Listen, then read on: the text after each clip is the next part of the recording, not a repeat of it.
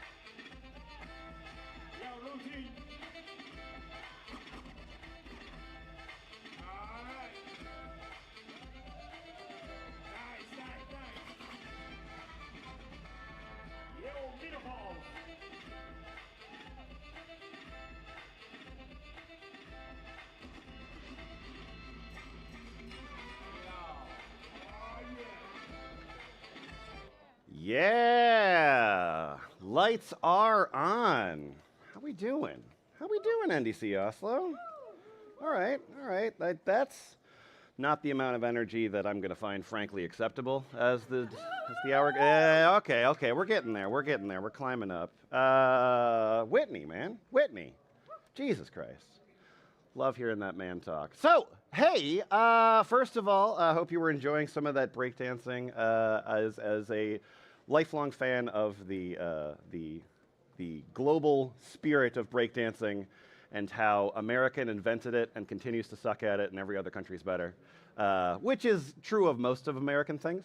I love to share that with audiences and also want to just set expectations that if you saw however many minutes of that and you were like, well, that's what's going to happen. No, that's not what's going to happen. What's going to happen? We're going to have a different performance, but it's going to be fun. So in that vein, let's see how this works, Oslo. Let's see how this works. Hi! Oh, that was good. That was good for day 3 of a conference where I know for a fact, because I saw some of you yesterday, some of you people are hungover. So my name's Lemon, and I make websites. I've been making websites for a very long time, and the reason why I continue to make websites is that I'm not good at other things, but also because it's always been a medium that has infatuated me. I continue to be in love with the web, because the thing is, we created a distribution model for content that will never be reproduced. What we did some time ago was somebody said, I'm going to write code on my computer, and you're going to run it on your computer. That's crazy. Nobody would have allowed that in the modern climate, but we've done it, and it works, and it's awesome. So I make websites. I work for a company called Savas Labs. You haven't heard of them. That's okay. Don't worry about it. They're based in North Carolina. You haven't heard of that either. Maybe you have, but don't worry about that either. But I live in Minnesota. I've seen that office twice in my life. And Savas Labs company I work for is a fairly traditional agency with one little catch, is that what we do is when we're doing our sales outreach, we try to figure out how to make 50% of our income for good. So if you're working in the fields of sexual health or climate change, anything in addiction, we will basically try to adjust our rate to make that work. The other half of it, if you got a briefcase full of money, let's make a website for you. But we're a fairly small agency, but I've been proud to be the front-end director of that agency, and that means that I do a fair amount of writing code. I was writing code last night, and I do a fair amount of that, but also I'm doing a whole lot of mentoring and shepherding and documenting, because like as we go on, like in our careers, one of the things that we realize is that the actual syntax, the writing of the code, isn't necessarily the hardest part. The hardest part ends up being how to avoid making stupid decisions, or rather, how to avoid agreeing with the client when they want to make a stupid decision. So we're fairly multidisciplinary, working in different fields of Vue and a lot of PHP, but the thing that I am always the most interested in is the language that I love the very most, and that is CSS. And that is not the logo for CSS. This is the new CSS, and that logo was never good. That logo was never a good logo. That never should have gotten around to be like, what's CSS look like? It's the number 3. So in fact, one of the new things in CSS this year is this new logo. The logo is Rebecca Purple. If you don't know anything about Rebecca Purple, Google it. It's an adorable story. But this is the logo for the new CSS, which is meant to live alongside other things in the same ecosystem. So for example, it sort of like lives alongside like JavaScript, and of course, the logo for HTML, which still sucks. It's still a shitty logo, and maybe they'll get around to fixing that one day, but as far as HTML goes, they got some other things they need to fix first. And as far as JavaScript itself, one of the things that I want to try to convince you of a little bit, is that it's possible that maybe you don't need all of that JavaScript. Maybe you do, and if you do, that's great, but maybe you don't need all of that JavaScript. And in fact, if you do not need all of that JavaScript, I got stickers for that too. That's an Etsy page, but like you're here, I'm here, I got stickers. I'm not going to charge you for those. So if you want some, maybe you don't need all those JavaScript stickers, come on up to me. But anyway, this is a talk about new CSS, and I want you to think about like, well, what is new in CSS? What is new in CSS? And NDC Oslo, I am about to blow your mind. Because what's new in CSS? We have variables. Oh my God. CSS isn't a programming language? Yes, it's a programming language. We have variables. You all came to this talk and you were like, I'm going to learn the cool, cutting edge shit. And you are just learning right now for the first time ever that CSS, did anybody know that CSS has, did you know that CSS has variables? Oh, you didn't? Oh, you didn't know that. You didn't know that. Well, actually, okay, so CSS has had variables since 2018. And this is the thing, this is my third time speaking in NDC Oslo, and it's an organization that I love, and it's an organization I appreciate, but it's an organization that frankly sometimes don't pay attention to when I'm talking to them. This is not a stage photo at all. This is me just trying to have a conversation about my talk because I noticed that you all came into a talk that it wasn't exactly titled correctly. It wasn't exactly the title, because the title, in fact, is The CSS You Don't Know About, asterisk. Okay, maybe you know some of this. I don't know what blogs you read. But maybe some of this is familiar, but not all of it. Look, the point is, I'm going to show some features in modern CSS, and it's highly likely that some of this information is new, but maybe it's not. Either way, you're going to learn some stuff about CSS, and we're going to have some fun doing it, and that's okay too. So that's the actual title. In case you need to like report to your bosses, like, what talk did you see? Just remember that. Anyway, so we were talking about variables, and so on the topic of variables, I wanted to actually still bring this up even though it's not super new to the spec, because it is still underutilized, and I think that it's still a cool thing. So we're going to start out there. So does anyone write in Sass over here? Anyone do some Sass language? Okay, yeah. So like in Sass, like we've had the idea of variables in there for a long time, which is basically like we're going to define some colors, and then we're going to go ahead and just like use those colors. And like that's fine, that's cool, that's not bad. That's a way to protect ourselves from situations where we're going to tweak the blue just a tiny little bit. And then maybe we want to like variabilize those variables, right? So we're going to have like different versions of our buttons, and like that's going to be neat. So maybe we want to make sure that like we're going to just extend our colors down to say like, well, now we have a primary color, we have a warning color, we have a like whatever. And we've done that thing in Sass for a very long time. And like in CSS, that can look similar, but actually more powerful. Because in actual vanilla CSS, now here's the thing, if you've never written CSS variables, the syntax is gross. It's a gross syntax, you're just gonna have to get used to that. But you've got this idea of like somewhere in the DOM, be it in the root or in your actual element, you're going to define your variables with hyphen, hyphen. The most normal thing that you would ever use to define a variable, hyphen, hyphen. We all know it. So we're going to say we're going to define some colors in the root to say like here's our black, here's our white, here's our whatever. And then we're going to like call in those variables with, again, the most normal way. No, there's nothing ever silly about CSS. CSS has properties like word break, break word. CSS has properties like padding box, which means I want my box to be 300 pixels unless it has padding, in which case add that to the total. CSS is never, ever, ever weird. But anyway, so we've got our idea of like calling our variables, and the neat thing about that is that we can actually go through and redefine the variables themselves. We can redefine those variables contextually, which is what I think is really neat about this particular context, is that if you want to do something where, for example, dark and light mode is always the sort of like thing that people rely on talking about with these variable uses. But if you've got something where at any point you need to change what background is, you need to change what blue is, you need to change what border radius is, like on some sort of context, you can do that in the actual CSS, and that variable carries forward.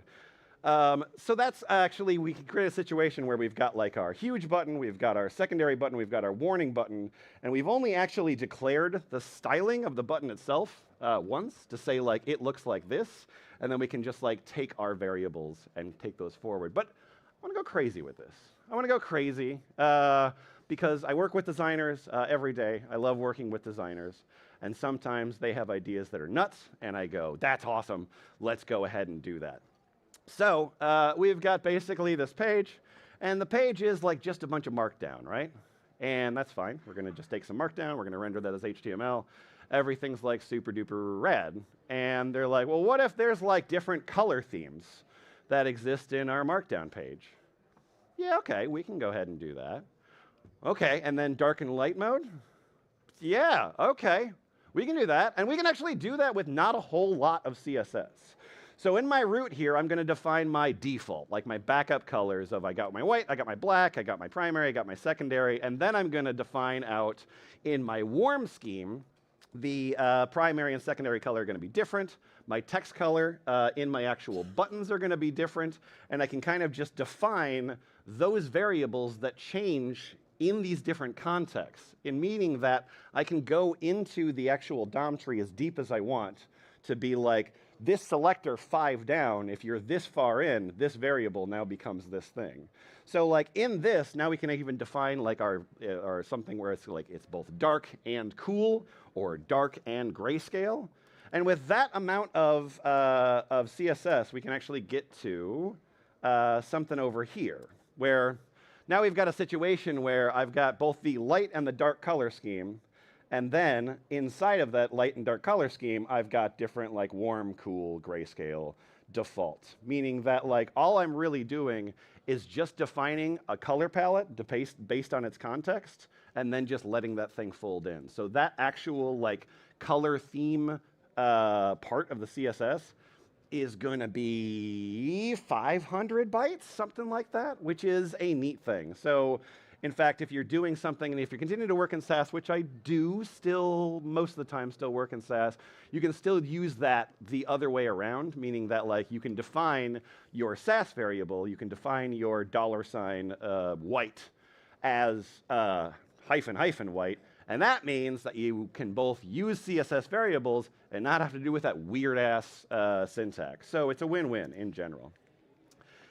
Now, we have had that thing. We have had the idea of our CSS variables for quite a while, but one of the things that is new and went through so many revisions, so many revisions, is the idea of nesting. Nesting is actually native in CSS, asterisk. I'll get to that in just a moment. But we've got native nesting in CSS, and again, this is something that was heavily, the CSS working group did adopt this over from the Sass syntax. So in the Sass syntax, if you've never done any sort of like nesting of variables, you basically are going to do this thing where, or nesting of rules rather, we're going to do a thing where we're going to define a card, and then inside of our card, we've got some rules. And then inside of that the rules in the card, we're going to say, okay, there's a headline, and the headline inside of that card is specifically that. The paragraph inside of the card is going to be that. Inside of our paragraph, we might have a link. The link is going to have these styles, but then like if you happen to hover on the link in the paragraph in the card, then I've got these like specific rules. Now there's other ways you can do this, of course, and in fact the way that Sass continues to do this is basically it takes this and it outputs it to something that's like a little harder to read but easier for the computer to understand. But we can take that exact syntax, and here's what it looks like to do it in native CSS. That's the difference. So this is CSS, this is SCSS, this is CSS. Now this was based on, again, a lot of what I'm sure were some fights, because there was some versions of that CSS nesting syntax where it got a little bit crazy. They had a thing where they were like, what if we put every time you nest something, we go like @nest, and then we like, why would you do that? Now, there is a little bit that's going to be different, and so I'm going to point out a little bit of the differences between CSS or SCSS nesting and Sass differences, because some do exist. First of all, commenting looks different. Whoa. Anyway, but like we've also got this situation where if you were trying to like in Sass, you wanted to like build out a selector where you were like block hyphen element hyphen hyphen modifier, or anything where you just like we're trying to like programmatically like create a class based on an ampersand, that's actually going to end up looking different and not really do the thing that you want it to do. We've got the idea of like a grid and, which if you do it in that way, you sort of did it weird because now you made a div with the class of grid div. You just wrote that wrong. And then we've also got the situation of like if we've got both a class-based selector and an ID-based selector, and like, okay, sure, yeah, you're not ever supposed to like do that. You're not ever supposed to do, but like it's gonna happen. It's gonna, cause like sometimes I gotta deal with some sort of third-party library, and shit's gonna go weird, and you know, every once in a while you gotta style an ID. So there is a couple of differences, and that's basically that if you're using something where in your CSS nesting, if you're using an ampersand, things look different. So for example, in this case, in our SAS, what we were trying to do was say, we're going to build a class called block element modifier. Well, those are not recognized as an actual class builder.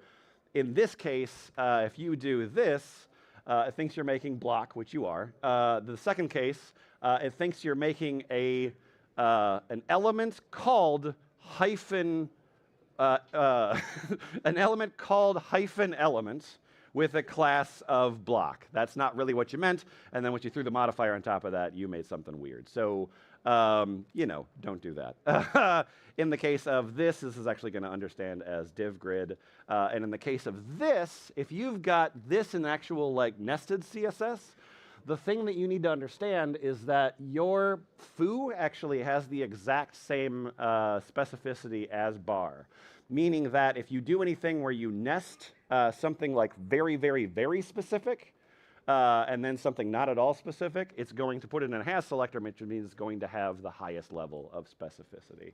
Now, a little bit wonky, but basically it just means I can do this in a simple cheat sheet, which is that we've got our HTML family tree, right? And in this case, we've just got some people. There is a parent. My parent has some children. Some of those children have siblings. Some of those children also will have their own children, grandchildren, and they're going to have siblings as well. So we can kind of understand this like HTML family tree. And in this case, let's say we wanted to select some of these things. Now, in SCSS, in SAS, this is the last time I think I'm going to talk to you about SAS because we're going to move on to like pure CSS from here on out. But when I might have the situation where like I want to select like the child of the parent. Cool. I could also do it with the ampersand. That ampersand ends up being optional. I want to select the brother of the child of the parent. Okay, cool.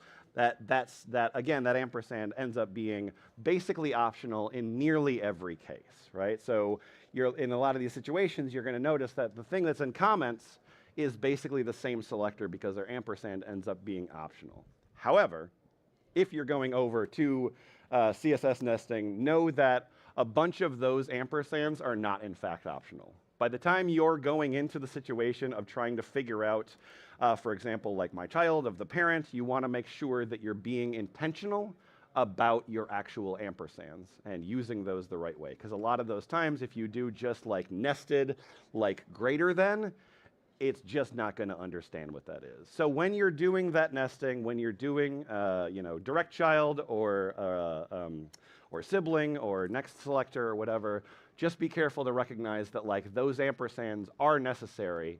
But the other thing about this is that again, this is actually going to make everything a whole lot smaller because now this is the kind of CSS that actually gets to go out to the browser.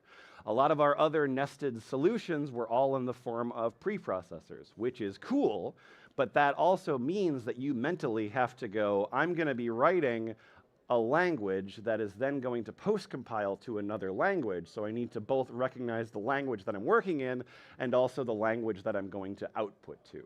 So that can be a little bit challenging as opposed to this, where you know that the actual language that you're writing, first of all, you don't have to write Node, you don't have to run Node, but also you can just know that the actual CSS that you're outputting is going to be like fairly safe. Okay, that one was a little bit complicated, and so I want to show you something that super duper duper duper isn't. This is a new property in CSS that I just think is neat.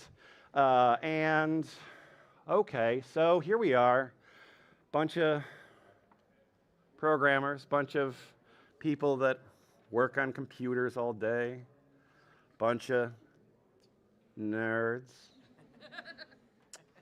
I wonder if a Monty Python reference will work. Let's find out. Let's find out. Okay, so here's my form, and my form is simply going to ask 3 questions. So I've got 3 questions that I want to ask you here, and that first one is, what is your name, right? And so my name is Lemon, and then I want to just tell you what happens a whole lot of times when I'm just like out in the world. Like, what's your name? And I go, Lemon, and they go like, is that your real name? That's crazy, dude. Your mom called you that? Please have that conversation with me a lot. I like it. So in that situation, obviously, like our input type field, we didn't actually restrict the character count, but it's as long as it's going to be, and so it's going to scroll inside of there. It becomes a little bit more problematic because, like, my quest is like to seek the holy cup, I think it's called, or I don't know. What's that thing that Little John carries around? That. Again, if you were writing something that mattered, losing that context of like what's higher up in the chain can be a little bit frustrating, can be a little bit like not your favorite thing. Unless you're like working on somebody's like performance review, in which case, fuck it, I'm just trying to get that over with as fast as possible. They're great, give them a raise. Hey, here's what I'm gonna be putting in everybody's performance review. To you, personally, I got some feedback. To the bosses, give them more money. That's what a performance review is to me. Anyway, so we've got the situation where we're gonna probably like lose some of our context. You notice this last one is long, right? Our favorite color ends up being long, and the reason why it's too long is that I've got a couple of color options, and I've got blue, I've got red, I've got yellow, but that last one is actually gonna throw the entire select out, because now it's gonna go, well, I know that there's this one option inside of our select, and I'm going to stretch this entire thing to fit that entire piece of text. So it's not awful, right? Like, it doesn't look like Craigslist, but you know, it's not the super coolest thing, and we could probably make it a little bit better. And the thing is, I actually want to make this a little bit better with one line. So I got 3 rules here, and my 3 rules are I got some padding, I got some min width, and I got some max width. That's really all I got. Now I want to add one more rule to this case, and my rule is going to be something that is very new in CSS, which is field sizing content, meaning that I'm going to be writing a form element, an input to select a text area, the end, and I want you to just be smart about what content is actually in here. So in doing that and that alone, now we can go into the same sort of situation. So like, what is your name? I told you it was Lemon. Do we really need to go over this again? I guess we do. And then inside of our actual, like, what is your quest? Again, now we have like this thing where we do have this little notchy guy in the corner, which we can use to adjust our thing, but we can say like, to seek the holy five. Yeah, I think it's called 5. And so again, we're going to have the situation where our actual text container is just going to be smart enough to recognize, like, I've got a min value, I've got a max value, I'm going to be respectful of those 2 values, but anywhere in the middle, I'm just going to try to be cool about what content is in here. And in fact, it works the best for selects because, like, if we do go blue, then it's going to be the actual width of blue. Actually, it's not the width of blue because it's our min width. But if we go into the long one, it'll just go ahead and just expand out to there. So, like, that's it. That's pretty much it. Pretty much, I mean, you know, I want to do some in the weeds. I also want to be like, hey, add this one line to your CSS because, like, it's nice. What else we got? Oh, we got container queries. Okay, this is a fairly big deal, and this is something that's been in the actual spec for a little while. It's really super reliable, and it's almost always the right way to do things at this particular time. So, okay, so we've got our HTML, and like you can imagine what this looks like, right? Like we've got a grid. Our grid's got 3 columns, and then we've got another grid, and that grid's got 2 columns. Okay, so like take a moment and just like figure what that probably looks like. Okay, you imagine it in your mind's eye. Okay, so now we got our CSS, and we're just gonna go like, we're just gonna like create some grids. We're gonna be like, I wanna make a grid, and this one's gonna have 3 columns, this one's gonna have 2 columns, we're gonna have a gap in the middle. Yeah. All right, so if that's what you were imagining, yeah, that's really what we ended up with. This is the kind of thing that we do over and over again, because like while front-end developers might sometimes consider themselves artists, we're just putting boxes in boxes. I mean, let's face facts. So we've got our grid, which is nice. That's super duper nice, except for it's 2025. And that means that like if I do this and this happens, like that sucks. That's bad. That's just no good. You just did a bad job. And we need to send that one back through peer review. Okay, so now we're going to do the thing that people have done really since the first couple of iPhones. Actually, the thing that people first did with the iPhones was they made m.website.com, which was, oh my God. So didn't those look great? Those were such good-looking things. Oh yeah, just like so many like just menus and icons. Oh, it was really good. And then somebody would like share the m. thing with you, and then you get the like actual mobile thing on your web. Anyway. So eventually, when people stopped being crazy, I'm sorry. Again, I'm an American, so the idea of people stopped being crazy. I just realized the irony of my sentence.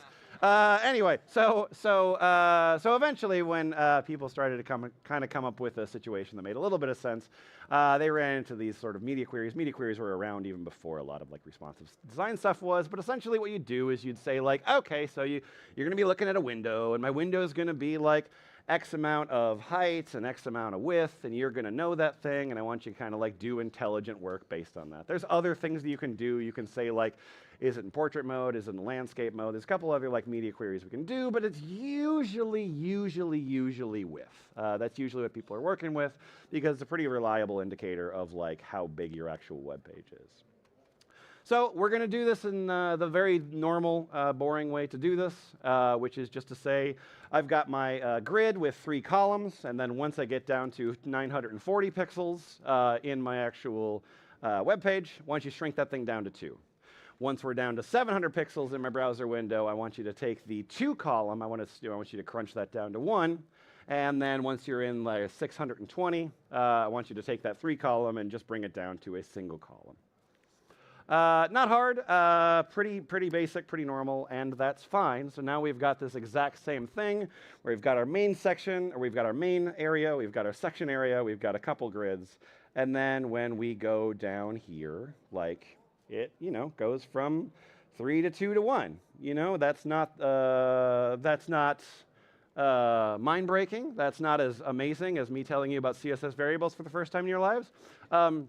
But it is the way that we've been solving those things. Now, of course, that means that, for example, you're going to have to think about this bit of yellow over here on the side, because that's going to affect things. A lot of these containers are going to matter, so you just kind of have to like calculate that into all of your designs. But basically, now we've got a responsive grid.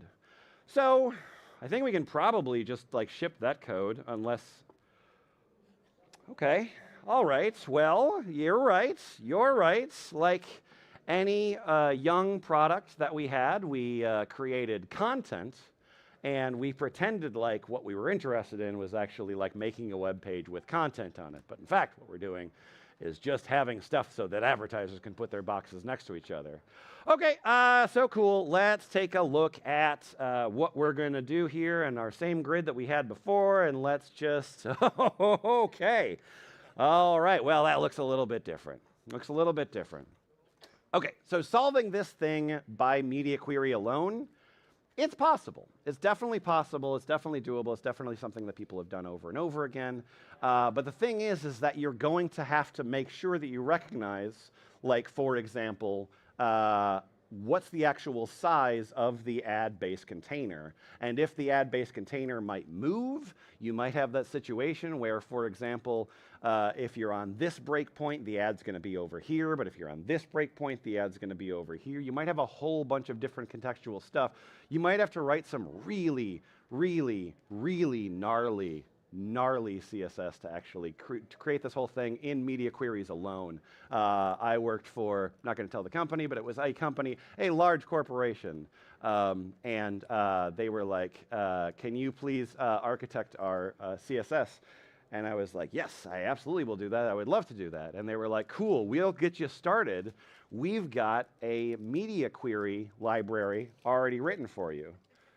And I was like, cool, but like I can write code too though, so like, wait, what if I just wrote the code? And they were like, you sure can, but if you don't want to do that, we can give you our media query library. Okay, sounds good, man. Let's yeah, give me that file. So they were like, yeah, so before you get started, you're gonna load this 3 megabyte CSS file, and then you can get started. And I was like, cool, when does the user see your web page? Like, do they just sort of like see a white page? Anyway, point being, we don't have to do this whole thing with complicated media queries. We can just do it on the actual container themselves. So as you notice here, we've got our main area over to the left. We've got our ad area over to the right.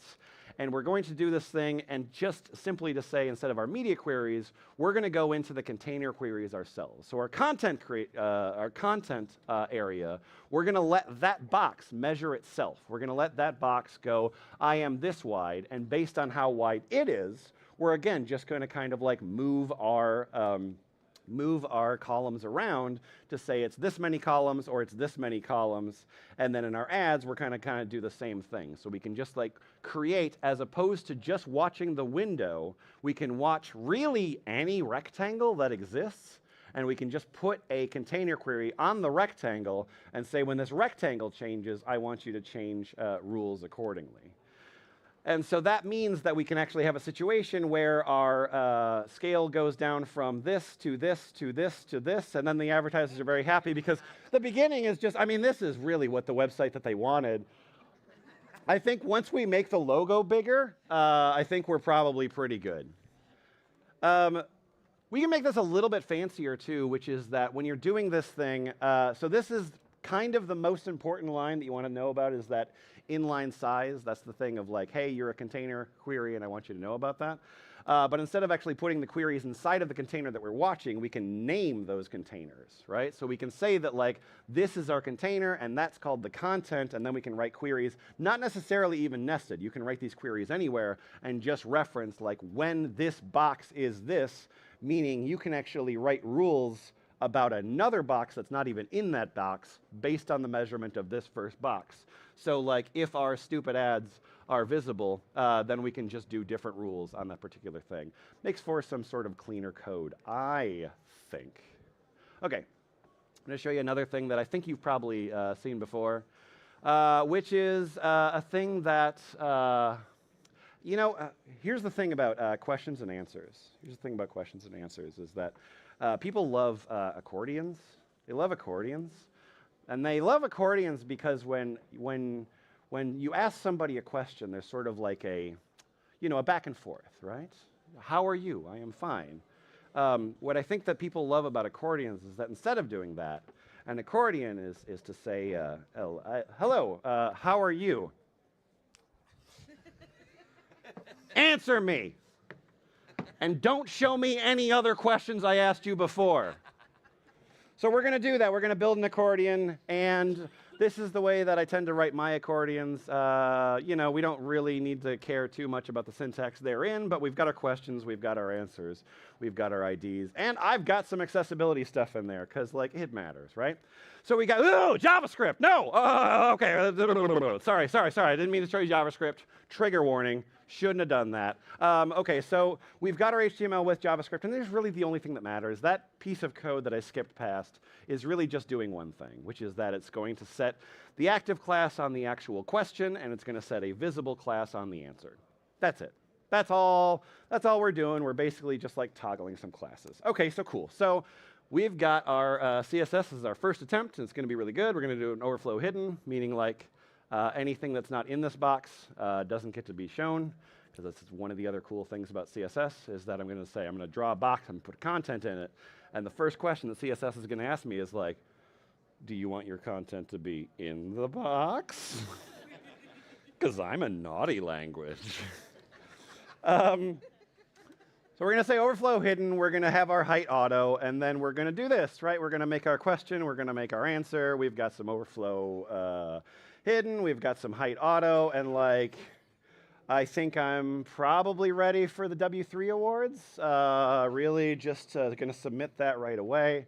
But you know, it's fine. Obviously, it's fine. It works. It's fine. But like, it doesn't animate, and that's sort of the main thing. Is like, if I'm going to go again, and I'm just going to ask you, like, hey, what's your favorite karaoke song? I really want you to just take 2 seconds to think about it, you know, just like really process that emotion and just like, you know, build suspense, right? So what we're going to do is we need to animate this. We need to animate this accordion. So we're going to do that this way, right? We're going to take this thing and we're going to say overflow hidden height auto or height 0 to height auto, and then we're just going to say like, hey man, transition this. No problem. Done. Yeah, I'm just going to. Okay. Well, that didn't work. That didn't work. That never will work. And the thing is that if you do height auto is not a thing that CSS knows how to calculate to. It doesn't know the end state of auto. It does a divide by zero error basically when it tries to figure out what auto looks like. And so the thing that people have done for a very long time is to try to solve this with a different idea where they basically go like, oh, I'm going to take this and I'm just going to give it some sort of fixed value. Now, in fact, jQuery still does this. Angular, in a lot of cases, does this. Material does this. Okay, all right. We'll talk later. But essentially what you're going to have is a situation where it's going to kind of like, it's going to have a starting value, it's going to have an ending value, and then depending, it'll either do CSS or JavaScript calculations to figure out like what those intermediary values are. So we can do that like in pure CSS, but like it's a problem because our content is obviously bigger here, our content is smaller here, and down in here. Okay, it sucks a lot. It sucks a lot. This is objectively worse. Let's see if we can do something that's better than that. We can do something that's better than that. So if we go into our next example, we're going to put CSS Grid to the rescue. CSS Grid is a thing that I write a lot. I really, really like it. And that means that we've actually got something. And I'm about to show you something that is, in fact, a hack. It is absolutely a hack, and I'm not going to deny that. But we've got our grid, and we're going to say that this has a grid template of rows of 1 FR. If you're not familiar with the concept of FR, that's something that was introduced in the CSS Grid spec, but it's basically saying 1 fraction. And so 1 fraction can be divided in any sort of way. You can play with this. You can say like 1 fraction, or we can say like 1 fraction, meaning 2 equal parts. We can say I want you to do 4 equal parts together. We can also say 20%, and then whatever's left over. That's the cool thing about fractions, is you're able to say just like whatever's available. So I can even say like I got 210 pixels over here, I've got 2 rem over here, and then whatever you got left, like that's the remaining fraction that I want. But this also exists. 0 fraction is a valid thing. And 0 fraction is an animatable value. Okay, yeah, you're right. That's weird. So, like I said, this is super a hack, but it's totally possible. So we've got a situation we're going to say, here's our grid, and it's got 0 units. And then we're going to go, okay, when it's visible, now it's going to go from 0 fractions to 1 fraction. And then we have to like add some other shit. Okay, there's some other shit too. There's some other shit too. But anyway, so we're going to do those things. We're going to do those things. And now we've got a situation where we're going from 0 fraction to 1 fraction. And like it works. Okay, here's the thing. If I had this faster, it would look less janky. The fact that I put it on 2 seconds was for a couple of versions, but like as you can see, the animation works, and if it was like 200 milliseconds, you'd probably feel okay. At 2 seconds, yeah, okay, this could look better. This could look better, but again, if this was a fast enough animation, we would be okay. But there is actually a better way. There's a better way in new modern CSS, and we've got something called calc size. My clicker is dead. That's awesome. Okay. So there's calc size. It's back! It's back! Okay, so calc size, we're going to go back to our first example here. We've got our height of 0. We've got our, the same thing that we were doing before, where we had our transition that didn't work. But instead of this, we're actually going to say, hey, I need you to pay attention to the size of this particular element. So this height is auto, or this height is a measurable quantity. And just by saying that, just by saying I need you to measure this, it actually will. So now our first example that we had, the one that actually worked, we've got an actual calc size that does not suck. 2 seconds is still too long for this animation. It absolutely is, but we've got something that actually does exactly what we were looking for. And I'm pretty happy with that. It actually works on width too. So if you do a situation where you could go like, hey, I want to reply, or do you want to reply all? You want to send this email to your parents, forward, funny meme I thought you would like, crying, laughing emoji. Any of these sort of things, you can do this on any value. Okay. I got some more for you. I got starting style, right? So we're going to make a hamburger menu. So a hamburger menu, again, you've seen this before. We've got some CSS here for my actual like hamburger menu, and then I've got this thing, right? We've seen that, right? You want to learn about us? You want to buy some crypto or whatever? You want to see some legal stuff, which is like, please don't sue us. This is a rug pull. So we've got the, sorry. Okay, so we've got a hamburger menu, and basically that's all we need to say, right? We've got a hamburger menu, and it's either saying that like this hamburger menu is visible or it's not. That's all we're doing. We're just toggling a class. And so we started it off here, right, in our actual thing so that we had something that was like properly locked to the screen. And then we're going to say, okay, so start off transitioning this. Max Burger is a place that I think about so often, and I hope I get back there today. So anyway, so we're gonna have this like sort of transition over like 100% this way, and then when it's visible, we're gonna transition it in here. Cool, great, awesome. So, and when somebody visits your page and they're about to see your hamburger menu, they're going to see that. Essentially because you said, I want to animate this property, and I want you to start it off over here, it's going to go, okay, I'm going to remove the thing, and then this thing comes over, okay, cool. And it's just going to do that every time it loads. Now, there's a whole bunch of weird hacks that you can do as you sort of like toggle or like loaded class or whatever. There's a bunch of stuff that you could have here, but actually what you can do instead is to have something called starting style. So in starting style, you're going to say, okay, I want you to translate this thing over to the side, ease that thing out, and actually, when you start, I want you to start in this state. So whatever like CSS properties that you want to do, whether you're animating them or not, you can say, okay, when you actually first put into the DOM, I want you to have this particular style. And we can do that, and then we have this, right? So we've got our hamburger menu. Everything is on 2 seconds because like what's fun if it's not a slow animation? Okay. We could actually do something here too, where there's like a fire popover, where we essentially just have like some styles where we've got our ending style is over here, and we just like say, I'm going to transition, and then here's the starting style, meaning when this div is created, you're going to start from the starting style and like animate out. Or we could have a situation where like I'm going to click this button, it's going to add a div. That div isn't yellow, but it starts yellow because the starting style was set to yellow. Okay, I want to do some animations here since we're already in this vein, and so we've got some photos. I'm going to grid out some photos, left, right side, right? So we're going to have some images. Cool, awesome. And then what we got is a situation where we're going to kind of like make a 2x2 grid, and we're just going to kind of like offset the left and right. This one's going to be a little bit higher up. This one's going to be a little bit down.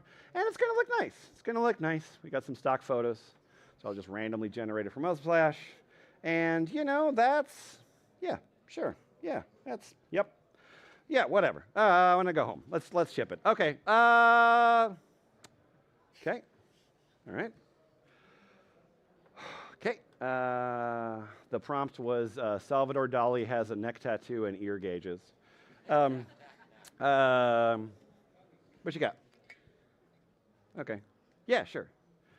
Yeah. Mm-hmm.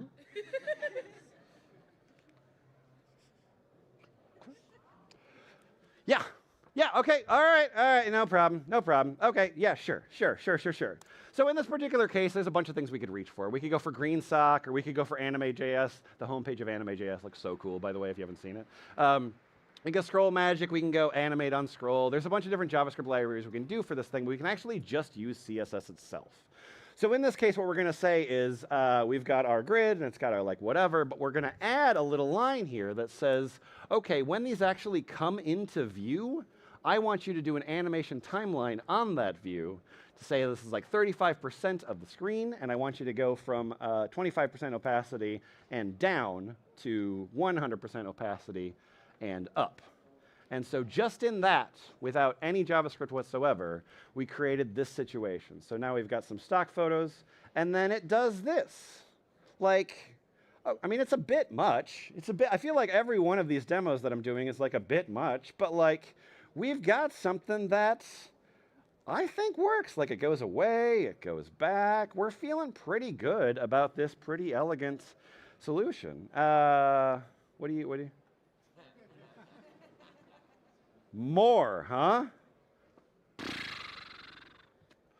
Yep. All right. You want more, baby? Yeah, okay. All right. So we're gonna, like, as I said, we got our like animation timeline says like when this thing enters, you're gonna do stuff. Why don't we just throw an exit on top of it? So we're gonna put another animation timeline that says we're gonna exit out, and we're gonna have a different animation that goes like the other way to a different point of opacity, and we're gonna cover 45% of the screen because that means that basically we're gonna animate just about every pixel that happens. You wanted more, you got more. Okay, what do you think?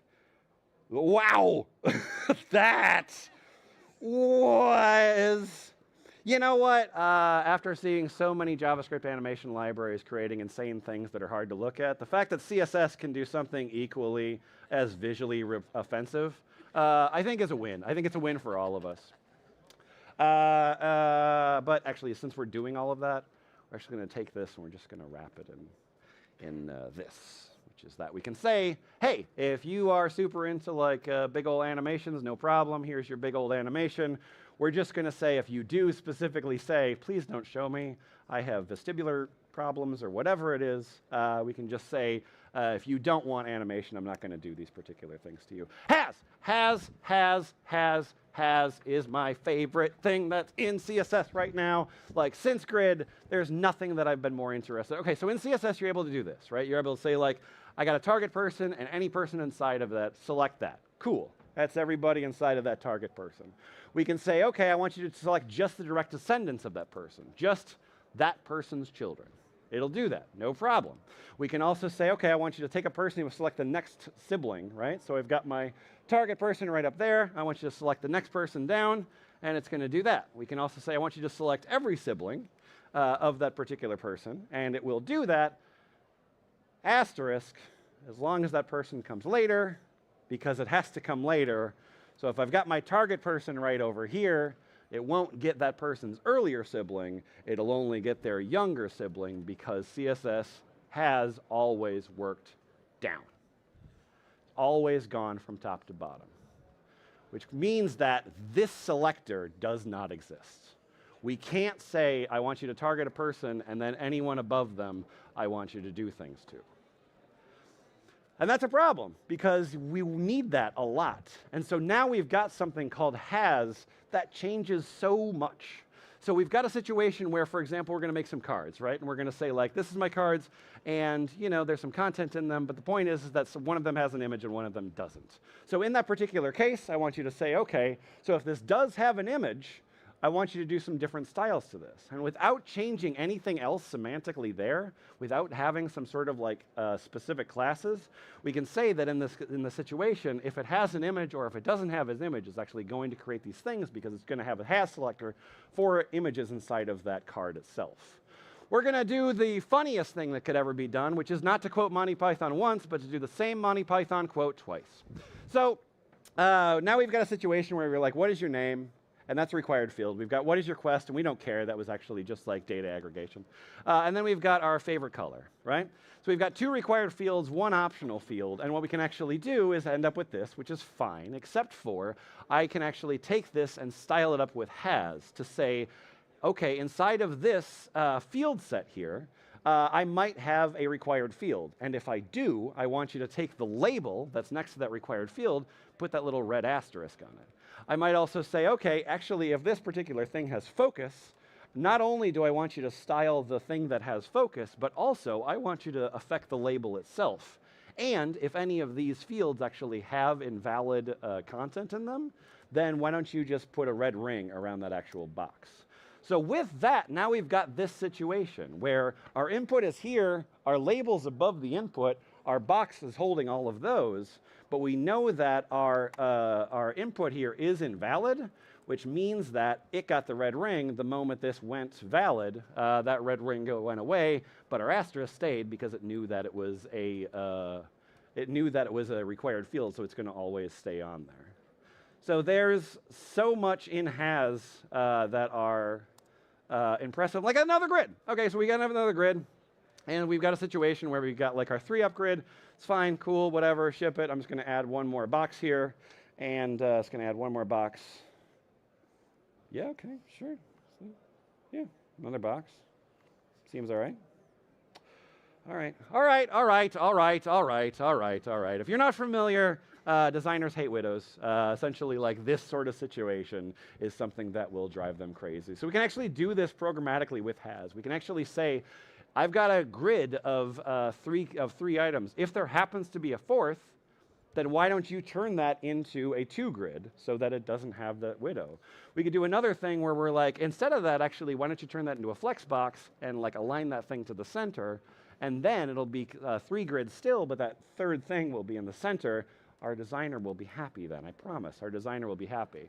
So with those 2 different options, we've got something where we can take our 3 grid, we can turn it into a 2 grid, or we can turn it into a 3 grid with that one thing in the middle, just with that has selector.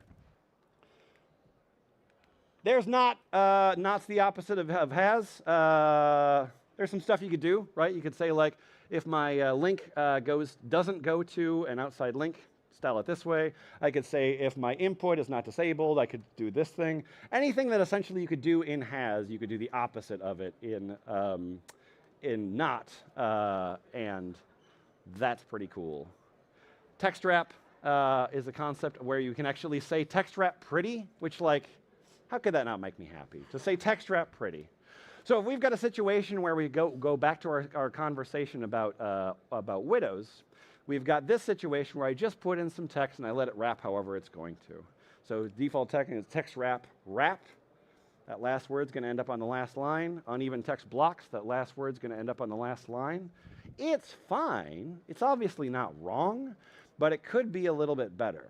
So our second example here, we're actually doing, instead of that, we're doing text wrap pretty to say, I don't want you to do anything major. I don't want you to go crazy.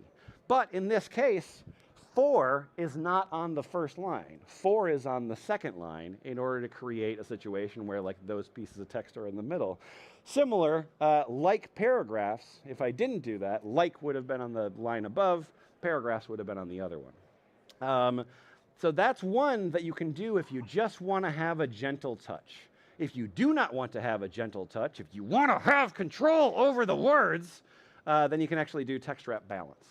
So text wrap balance is going to be like, I'm going to create these rectangles, and inside of this particular case, like, where's the median? And I'm going to try to like control some line. Speed round. Okay, yeah, speed round. Yeah. Okay, cool. Okay, great. Okay, so layers. What about CSS? So CSS is like 3 letters. It's cascading style sheets. And people are like, that's awesome, except for I don't like the cascade. Cascade shouldn't exist. If you're doing that and you have to work with somebody else's code, you can actually put things inside of layers, meaning that you can actually say, here's a layer and here's some rules, and here's a layer and here's some rules, and here's a layer and here's some rules, and then you can just like rearrange them. This is not a thing that I don't. If there's a use case for this with new code, I don't know what it is. But I think that the use case for inheriting some other people's code and having to mess with their cascade is actually a pretty cool thing in layers. Dark light is just a simple toggle to say what mode are you in? Are you in dark or light mode? And depending on whether or not you're in dark or light mode, we're going to do this thing or that thing. So just a simple Boolean switch, right? Our text color is going to be either black or white. Our background color is going to be either white or black. There's other ways to do this, of course, but this is a good way to just kind of like do it as a single one-liner property. Hey, did you know CSS has TypeScript now? It does. I mean, that's TypeScript. So I can basically define a variable and say that my variable has a certain syntax. I can say that my variable has a default starting property. So I can actually define in my thing, I'm going to create these different CSS variables, and when you interface with them, hey, here's what you should know about them. That means that you've got some type ahead hints. Now you don't actually have compilation errors because there's no such thing as compilation, but you do actually have the idea of the hinting of those properties themselves. Styling a scroll bar is actually possible. All you have to do is write that. Just kidding, there's a bunch of other shit. There's like Bender prefix shit or whatever. But like, if you want to, you can. It's fine. It's not illegal. First letter is a thing that we had a long time trying to solve in the right way. Because first letter was a property that existed for a while, but there wasn't this initial letter thing. And so you'd create a situation where you had like your paragraph, and then you'd be like, okay, the very first letter, I want it to be just a giant, Old English T with a dragon and whatever. And now I gotta like write weird float rules, and the moment you deal with a CSS float, everything kind of goes to shit.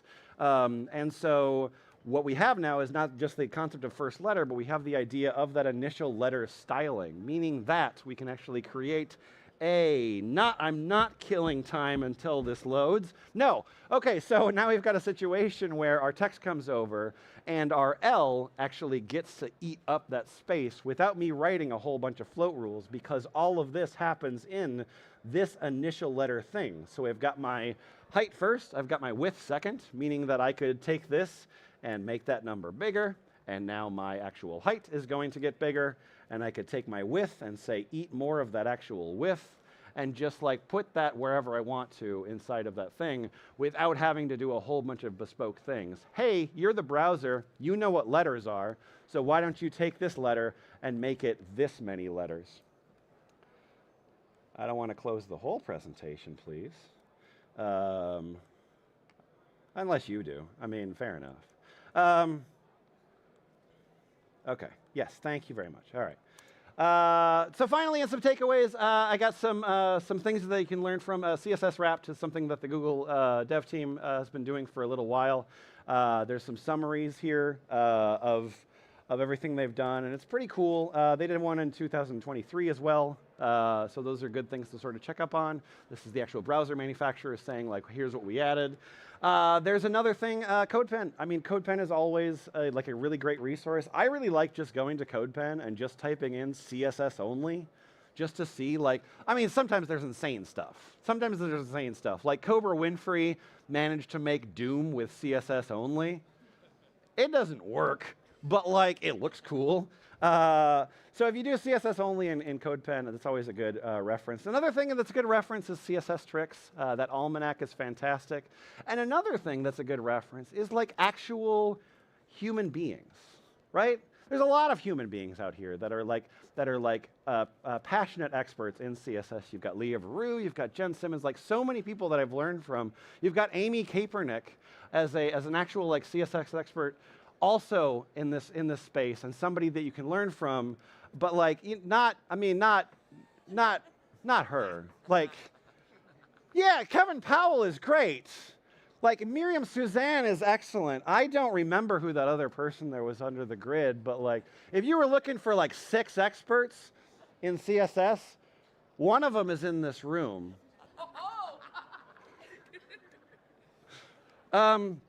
And of course, you can hit me up. So there's my Lemon at Ahoy Lemon. That's a deprecated service. I don't know what that is. There's some sort of bird that I spent some time on, but not anymore. And the Sessionize, there's GitHub. And if you want to get this talk again, there's the address for this talk, ahoylemon.github.xy, new CSS, ahoylemon.xyz is my website. So like, find me around. I'm around. I like talking about CSS. I like talking about lots of stuff. Clearly, I like talking about lots of stuff. And so like, let's just do some stuff together. So that's me. That's my daughter. She's the best. And thank you so very much.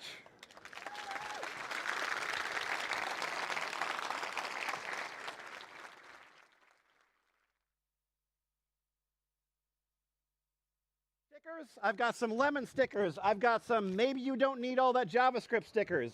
I've got these I like stuff that's kind of fun stickers, and I've got some sane stickers. Come on up, grab whatever you're looking for, and talk to me, because I'm lonely otherwise.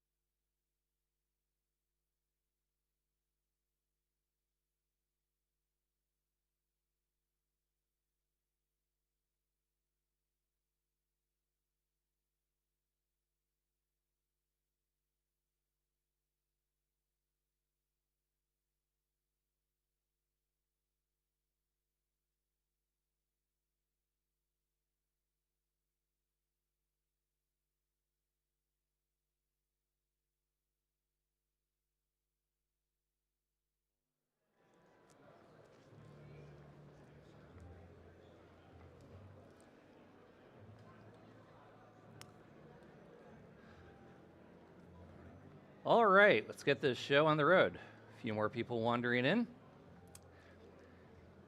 Good morning.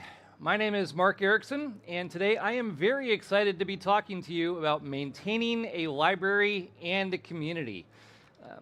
I did this talk last year at another conference, and I only had about 20 minutes. And here they gave me an entire hour time slot. I have plenty more stories to share, and I get to go into those stories in more detail. So this should be fun. A few things about myself. I am a senior engineer at Replay, where we are building a time-traveling debugger for JavaScript. We're also trying to research ways to make AI programming tools smarter by giving them access to actual data about what happened at runtime in the recorded applications. Very cool, very powerful. Please check it out if you get a chance. I am an answer of questions. I will pop up pretty much anywhere there is a text box on the internet and answer questions primarily about React and Redux and JavaScript. I collect all kinds of useful and interesting links and then file them away for later and toss them out as answers for people. I am a writer of extremely long blog posts, things like articles about why Redux was designed in certain ways or how React rendering works. And I am a maintainer of the Redux JavaScript library for state management. I've written most of our tutorials at this point, touched most of the docs. I worked on React Redux, Redux Toolkit. But most people tend to know me as that guy with the Simpsons avatar. I made that several years back, started using it, and it has basically become a symbol at this point. So, what are we trying to do today? I have a few different goals. I realize there's some different people in the audience. One, especially for people who don't work on any kind of open source library themselves, is I would like to try to clarify, what do open source maintainers even do? I want to try to give some examples of what it's like to be a maintainer, and especially for those people who do work on maintaining some kind of a project, I'd like to try to offer some suggestions and lessons to try to help you succeed.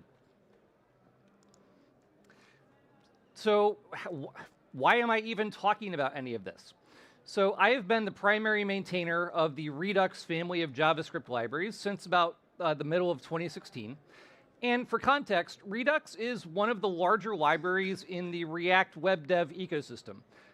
Back in like 2017 at its peak, probably about 60% of React applications used Redux. And although that percentage has dwindled over time, and today I'd say it's probably 35% of apps use Redux. In terms of absolute downloads, total number of users, Redux is still one of the most widely used tools in the React ecosystem. In fact, I can pretty much guarantee that every single person in this room has used applications that have my code inside, like, say, Twitter or Slack. So you have benefited from the work that I've done. So I have a fair amount of practical experience in maintaining a pretty popular open source project. Now, a lot of the stories that we're going to go through today are very personal experience, but I think that most of the things that I've experienced are pretty universal to people who have done open source. So what is a maintainer anyway? If we think about programmers, I think one of the stereotypes that comes to mind is a programmer is a machine that turns coffee into code. You're late at night hacking on code, huddled up in a corner somewhere, or these days sitting at home working remotely. But when we think about maintainers, I feel like the common stereotype is that a maintainer is kind of like a vending machine. File issue or bug report, get fixed. Like the new version just sort of magically happens, right? But it's actually a lot more complicated than that. When we think about open source, there's this kind of strange dichotomy between what the legal aspects of it are versus the community and practices that we've built around it. If you look at an open source license like MIT or Apache or GPL, it basically boils down to, here's some code, I've made it publicly available, anybody can use this if you want to, please cite where it came from, but there are no further obligations on me. If it breaks, that's your problem, not mine. But in practice, when we talk about open source, we are really, there's this expectation that when you put code online, you are not just making it available, but you are going to back it, maintain it, support it, answer questions, fix bugs. And it's wonderful. This has supported the modern ecosystem, but in a lot of ways, what this also means is that people who use open source tend to look at it as a black box.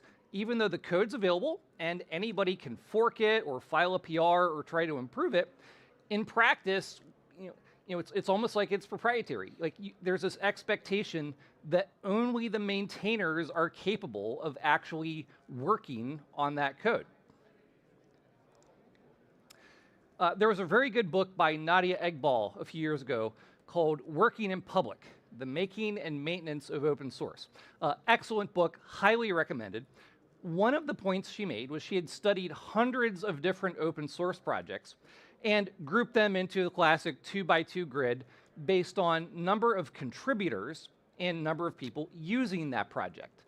And so if you go through the different categories, there are projects with lots of contributors and lots of users. Rust has a very broad ecosystem of contributors working on various libraries, the tooling, the documentation, and obviously a lot of people using Rust as well. There are tools like AstroPi, where the people who are interested in building it are fairly high, but overall it's a niche tool that only a certain number of people would be interested in using anyway. There are projects like Babel, where basically everybody in an entire ecosystem uses it, but there's only a handful of maintainers. And I think a lot of the open source projects that we have today fall into that category, including Redux. And then finally, there's the toys where it's, one person is working on something and they've pushed it up, and technically the code's out there, but nobody will ever look at it.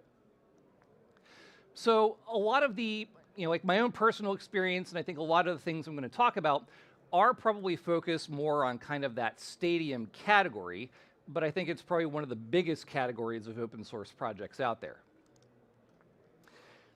So we all know that there's an XKCD comic for everything, and one of the classics is this comic about dependencies. The modern world, we have layers upon layers of dependencies, and when you get down to it, one of the most important dependencies is some tiny little thing that's been quietly maintained by one person, often a quarter, for years, and that's great up until that person stops maintaining it or something breaks.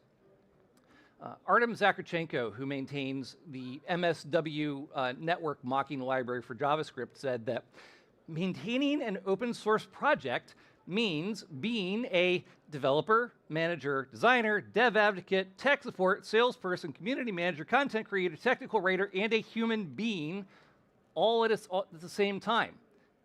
That is a lot of different hats to be wearing. And that's really what being an open source maintainer is. So let's look at some of the different roles and aspects and things that a maintainer actually spends their time doing. Like I said, in one sense, open source is just putting code online, slapping a license on it, and saying it's here if anybody cares about it. But in practice, if I've put a project online, I would probably like people to use my project, which means that I actually need to spend time trying to advertise it, discuss it, do demos or examples or something. A few years ago, I was looking for a new job, and I had been, for the last 2 or 3 years, doing a team lead position, which was about 50% of my time spent in meetings, and 50% still actually trying to write code. And I was tired of the meetings and ready to go back to just writing code. And so I was just looking for a full-time individual contributor position. And somewhere in the middle of that process, somebody sent me a job offer or a job listing or something that was for a developer relations position. And I remember pasting that description into a chat channel with some friends and saying, I want to be a full-time programmer. Why in the world would they send me a DevRel listing?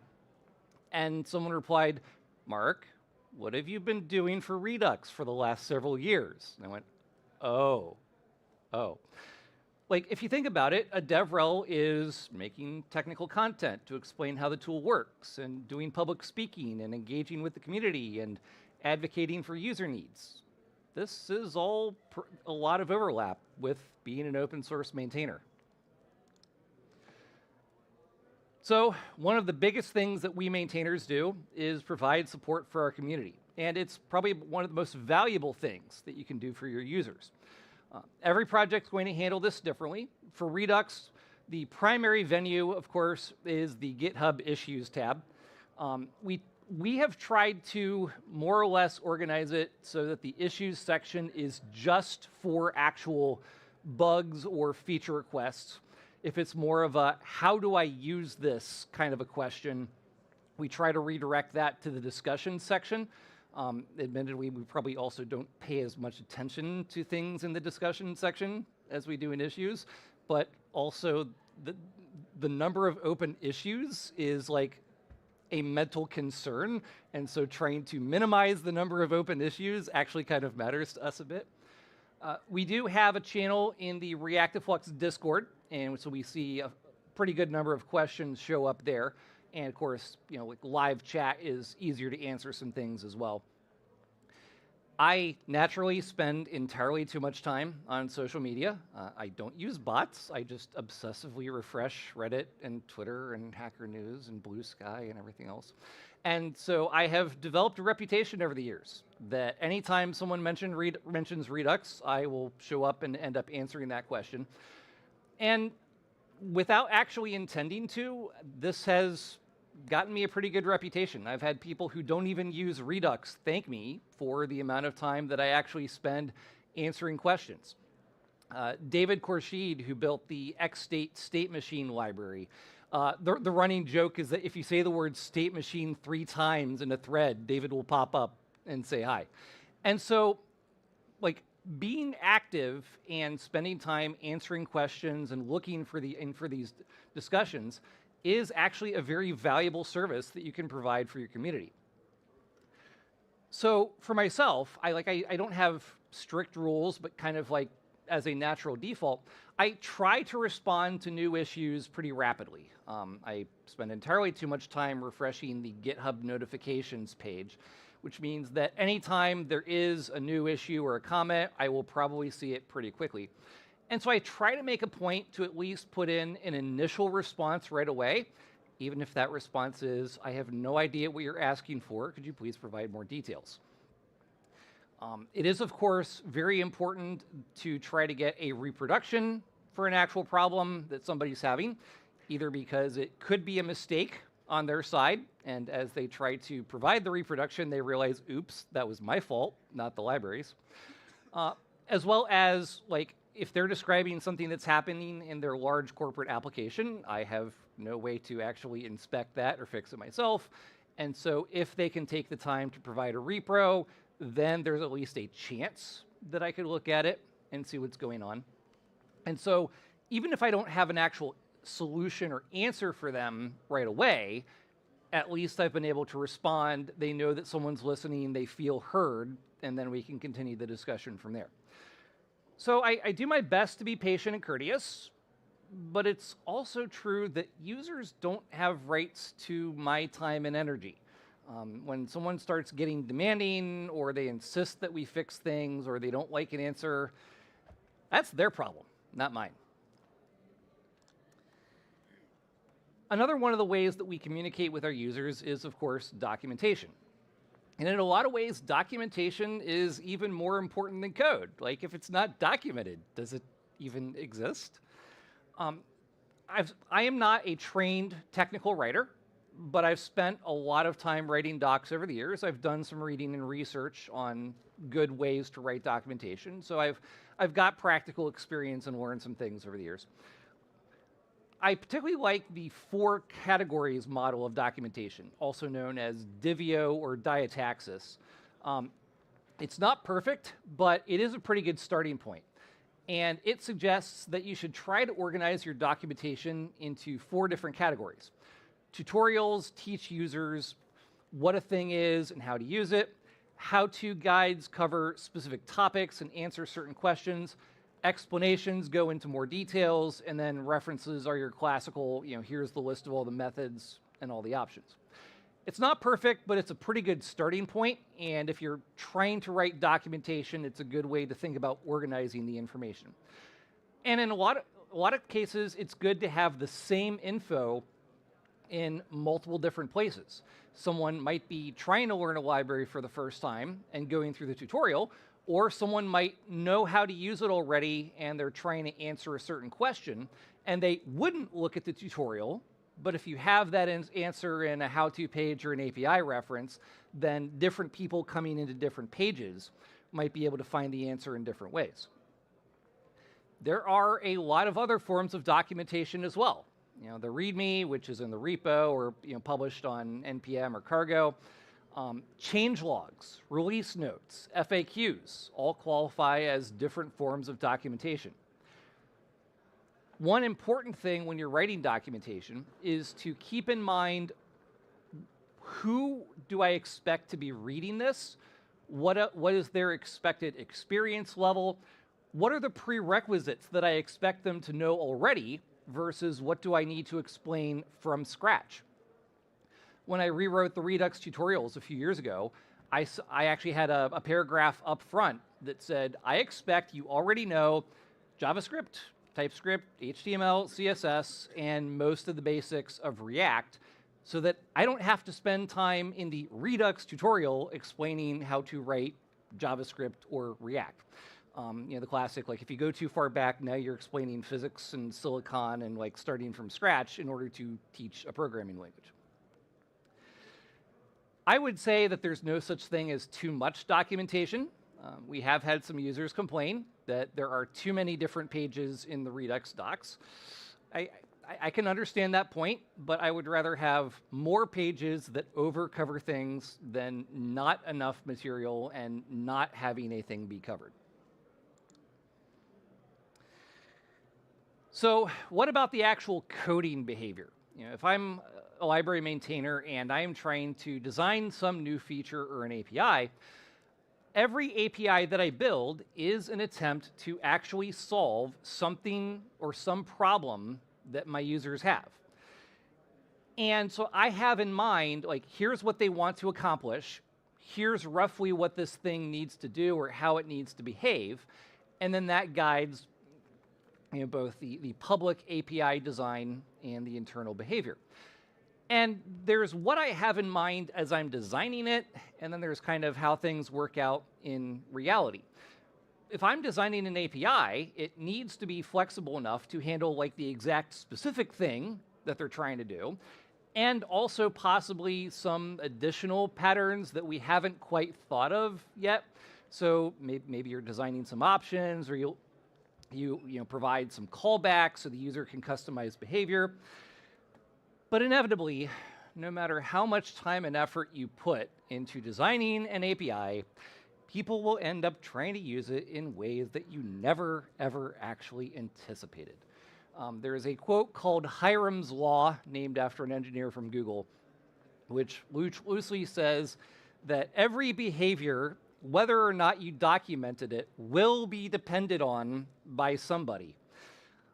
As an example of this, so the React Redux library, up through version 5, all the React components had direct subscriptions to the store, and so they could always see the latest state. And if you were doing a server-side rendering pattern and then trying to lazy load a component and add it to the tree later, initially people kind of hacked around this by inserting new reducer logic in a class component constructor, because the component constructor would run before the map state to props function would try to read that from the Redux store. So they could guarantee that the new data is available before your component tries to access it. Everything works great. When we put out React Redux version 6 in late 2018, which ended up being a mistake, bad architecture, my fault, we were trying to get ahead of where the React team was going with concurrent rendering. And they warned us about this concept of tearing. If half of the React tree renders with some existing data, and then like React pauses halfway through, and then Redux gets some new data, and then React renders the other half of the tree. Now different components rendered with different data, and your tree is out of sync, and this is like the worst possible thing ever. And so I was trying to get ahead of that possible problem before React released some of these updates. And so I changed React Redux's behavior to grab the latest state at the top of the component tree before it would start rendering and consistently use the same state value through the entire tree during that render pass. And this would fix and avoid the tearing problem. Unfortunately, it also turned out that that meant that if someone were to inject a new reducer halfway down the tree, their component wouldn't see the new data because it was still working off the existing state, and something cannot access value of undefined because the data wasn't there. We never documented the expected behavior or timing of when things would be added, but people depended on that specific behavior. And so these are the kinds of things that you kind of have to watch out for as you're designing these APIs. So some guidelines as you're trying to design something. What is the problem that your users are even trying to accomplish? Can this be accomplished in user space? Like, can the user themselves just write some code and solve it? Do I actually need to add a new feature to my library to make this possible? How many users actually need this? Like, if it's just one or two very loud people, maybe it's not worth the time and effort to actually build it. Is it outside the scope of the library? Like, if we just keep adding features endlessly, then like it's just going to keep growing. How am I actually expecting my users to use this feature? What's the intended usage pattern look like? How does this integrate with the rest of our APIs? Are the API design patterns consistent? Does this one kind of look weird or awkward next to the others? If you're using JavaScript or TypeScript, what does the expected type definition patterns look like? And really, how hard is this going to be for us to build or maintain? Like, yeah, we can ship it, but are we going to spend lots and lots of time dealing with this? Every bit of code we add to the library is something we own pretty much permanently after that. So as much as we want to try to support user requests, not all features deserve to be added. Dominic Dorfmeister, who maintains the React Query and TanStack Query family libraries, had a great talk last year on React Query API design and lessons learned. Highly recommend that talk if you get a chance. So one of the great things about open source is that anybody can contribute.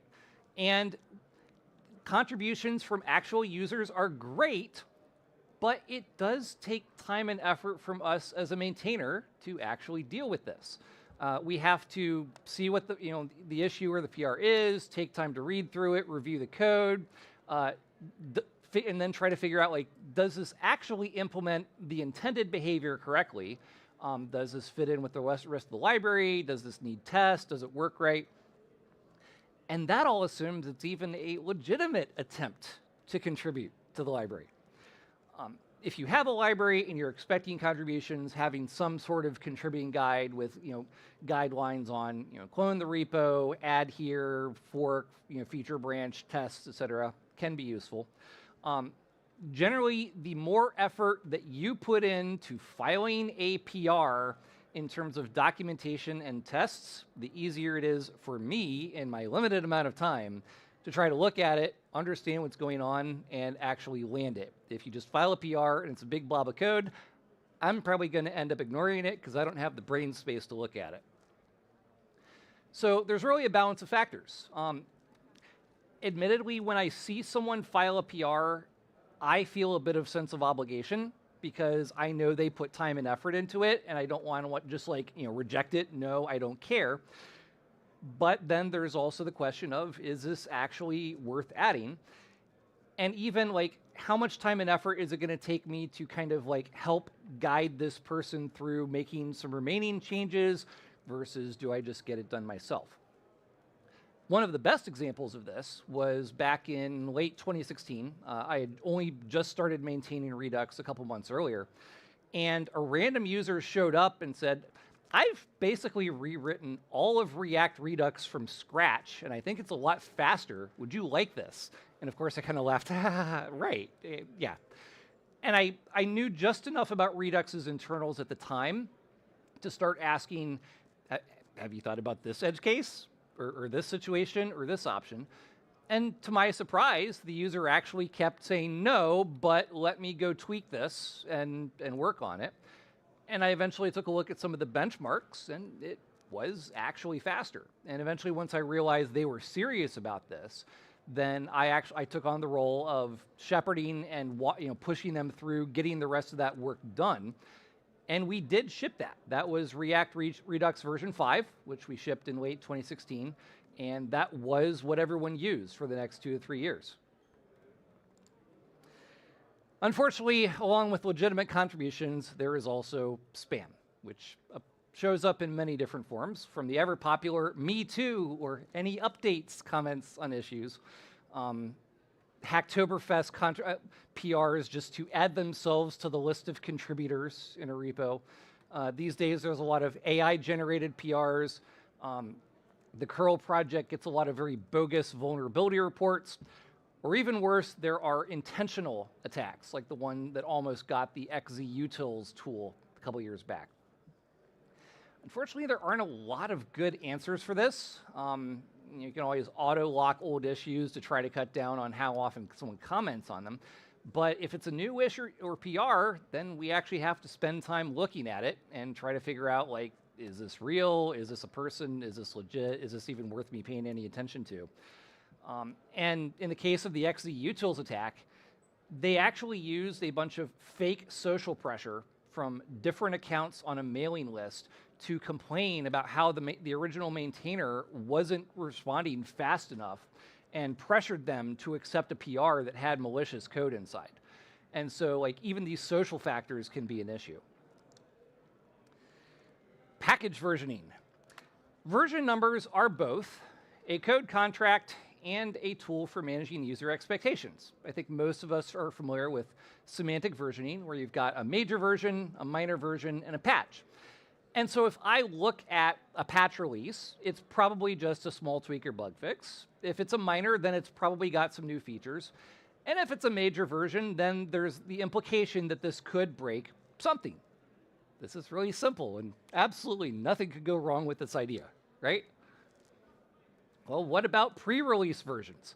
You've got to test things out. You got to push an alpha or beta. You're hoping some of your users are actually going to try this out, except that in practice, you get like 2 replies, and then you finally publish the live version, and then everybody tries it out and tells you all the things that actually break. What about a bug fix that changes behavior? What about changing behavior that's not part of your public API, but it turns out someone was depending on this? What about changes to TypeScript types? Does that apply to semantic versioning? How often are you supposed to publish a major version anyway? Should I publish new features in minors? Should I hold them for majors? Really, is a major version more about breaking changes, or is it kind of more like a marketing event? I'd never thought about any of this stuff before I started having to deal with this. I actually just saw a great blog post literally yesterday from Simon Willison, where he said that if your library doesn't have any documentation, it can't have bugs, because bugs are going against documented behavior. So clearly the answer is no documentation, right? But there was also a really good discussion on Blue Sky a couple months ago about, like, what is a breaking change anyway? And again, like, you would think that this has a definitive answer, but no, there's a lot of fuzziness and flexibility here. Questions like, was the behavior documented? Was the API publicly exposed? What did we intend the behavior to be in the first place? Is this actually going to cause a build error? How many people actually care about this? All these different things. Again, there's an XKCD for everything. Hiram's law in action, the classic XKCD, where they fixed the spacebar overheating the CPU, and someone complains that was a key part of their workflow. Everything can be a breaking change to somebody, somewhere. So what that means is that, frankly, versioning can be kind of arbitrary at times. So how do we manage breaking changes? How often should we publish changes that actually break user code? According to semantic versioning, it's just if you publish a breaking change, you're supposed to bump the major version, so I can do that as often as I want, right? In practice, a breaking change is going to cost our users time and effort, and sometimes that's justified. But it also means that I need to take into account, like, how much suffering am I going to inflict on my users by publishing this new version? And so, like, how many users will it affect? How easy is it for the users to fix this? Is this change actually justified, or could we kind of live with it, even though it's not ideal? So for me personally, I try to minimize how much actual true code breakage there is, even in a major version. So basically it amounts to you spend a lot of time thinking about this, you try to batch up breaking changes into one major version and then kind of get them done all at once. You do your best to document things, and if you can provide some kind of a code mod that would automatically rewrite the user's code to match the new patterns, that can help simplify things. Okay, we are halfway through. Good. I can probably get through the rest of my slides. Along with that, with the changes in terms of the actual code itself, you also have to think about the compatibility impact of just shipping a new version that has a new major associated with it. At least in the NPM ecosystem, package managers default to installing the latest major unless you specify otherwise. And that means that just publishing a new major can cause things to break because of expected version incompatibilities. I have multiple examples of this. One that I was actually involved in a way. React had been on version 18 for about 2.5 years. There were complaints that they weren't shipping the new features fast enough. And React 19 came out in December. Now, for years, the most common way to start up a new application was a command line tool called Create React App, originally from Facebook itself. And it had kind of gone unmaintained about 2.5, almost 3 years ago. So there were other better tools and ways to create React projects, but there were still a lot of tutorials and articles that said, let's start by running Create React App, my app, and it'll do it. So it was still being fairly widely used. And in January, I started seeing a lot of people post on Reddit and various repos that I tried to run Create React App, and I'm getting this massive error. And most of the people running into this were beginners who didn't know much of anything about React or Node or NPM or anything else. The problem was that the templates that Create React App used specified certain tools for things like tests and linting. Those tools had expected peer dependencies for React 18. The NPM package manager is very strict about peer dependencies, and if there's a mismatch, it will throw an error rather than saying, well, I hope you know what you're doing, and installing the package anyway. And so the minute React 18 came out, or 19 came out, someone would try to create a project. It would start with the listed packages in the template. It would try to install the latest version of React and then promptly error because they were mismatched. Nobody owned the Create React App project at this point, and so it was broken and nobody was fixing it. I ended up yelling loudly, repeatedly, and finally got the attention of the React team, and they ended up fixing it and formally deprecating Create React App, as well as actually fixing the templates so it at least works, but also now tells people you shouldn't be using this tool anymore. But like it was something that not only did nobody test this, there was no one who owned Create React App to even think about this. And so just the act of publishing a new major version broke a tool, and no one expected that to happen. The Zod validator tool just announced version 4, but they're not even publishing it as a major version because lots of other tools and libraries in the ecosystem directly depend on version 3. And so the author of Zod wrote and put up an issue where he said, if I just publish a new major, it's going to have massive ripple effects on the entire ecosystem. So I'm actually going to publish version 4 as a nested entry point in the version 3 package. And we're going to wait a few years for the ecosystem to transition before I can finally try to do this. I spent all of 2023 working on Redux Toolkit 2.0, which tried to update our packaging setup. And it turned out I actually had to ship major versions of all of our related packages simultaneously. And then even just a day or two ago, ESLint published a retrospective on the release of version 9, where they said, we put up the initial RFC like 5 years ago. We put like lots of work into documenting and announcing that this was going to happen. But it turns out most people don't want to read the change logs. They just want their configs to work. We changed some other things that we didn't expect to be a problem, but were a problem. And so, the release of version 9 ended up causing a lot of pain for the ecosystem. And so, all that to say that while you can just publish a major, it has a lot of very practical implications for how the rest of the ecosystem is going to behave. And then there's TypeScript. So the TypeScript compiler itself does not follow semantic versioning. It's almost more of a decimal versioning, 5.8, 5.9, 6.0, and realistically speaking, any version of the TypeScript compiler could break working code. I have personal experience with this. I also work on the reselect library for reading data from a Redux store.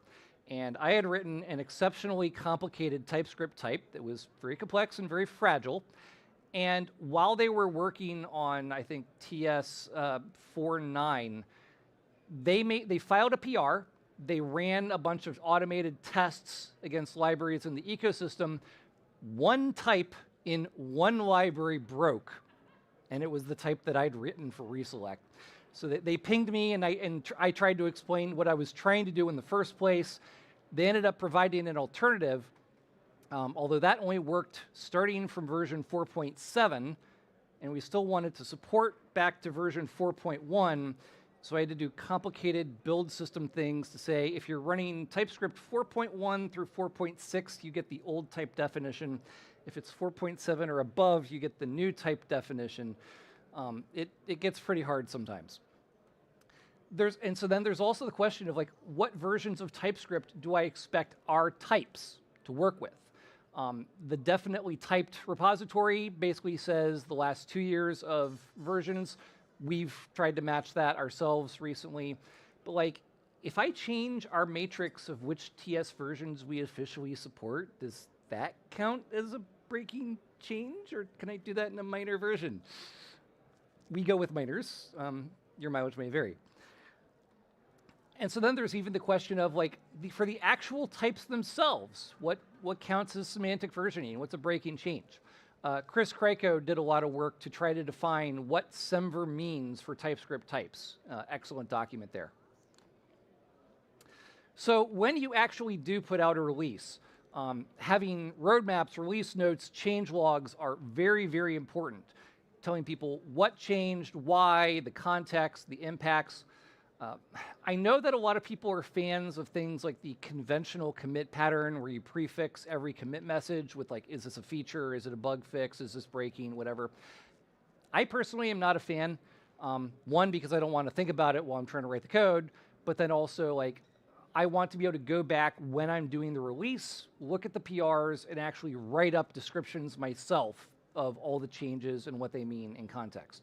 I will say that it's very nice that when you do a release, GitHub will auto-insert a list of all the PRs that were merged since the last release, so at least I don't have to assemble that one myself. So, if you have the joy of working in the JavaScript NPM ecosystem, publishing packages is still very much the Wild West. None of us know what we're doing. We're all making it up as we go. We're all borrowing things from each other. And unfortunately, dealing with the ESM CommonJS module switchover is still an utter nightmare. Before I started working on this in 2023, I had accumulated hundreds of bookmarks about various approaches. I knew it was going to be hard, and it was still worse than I thought it was going to be. I wrote a blog post halfway through 2023 complaining about all the stuff I'd tried and all the different things that had broken. We eventually landed on some working patterns, and then we still ended up having to fix more things later on. The problem is there's all these different tools. There's runtimes and package managers and build tools, and they're all looking for different fields in your package JSON file, and they all end up interpreting things a little bit differently, and none of this is documented anywhere.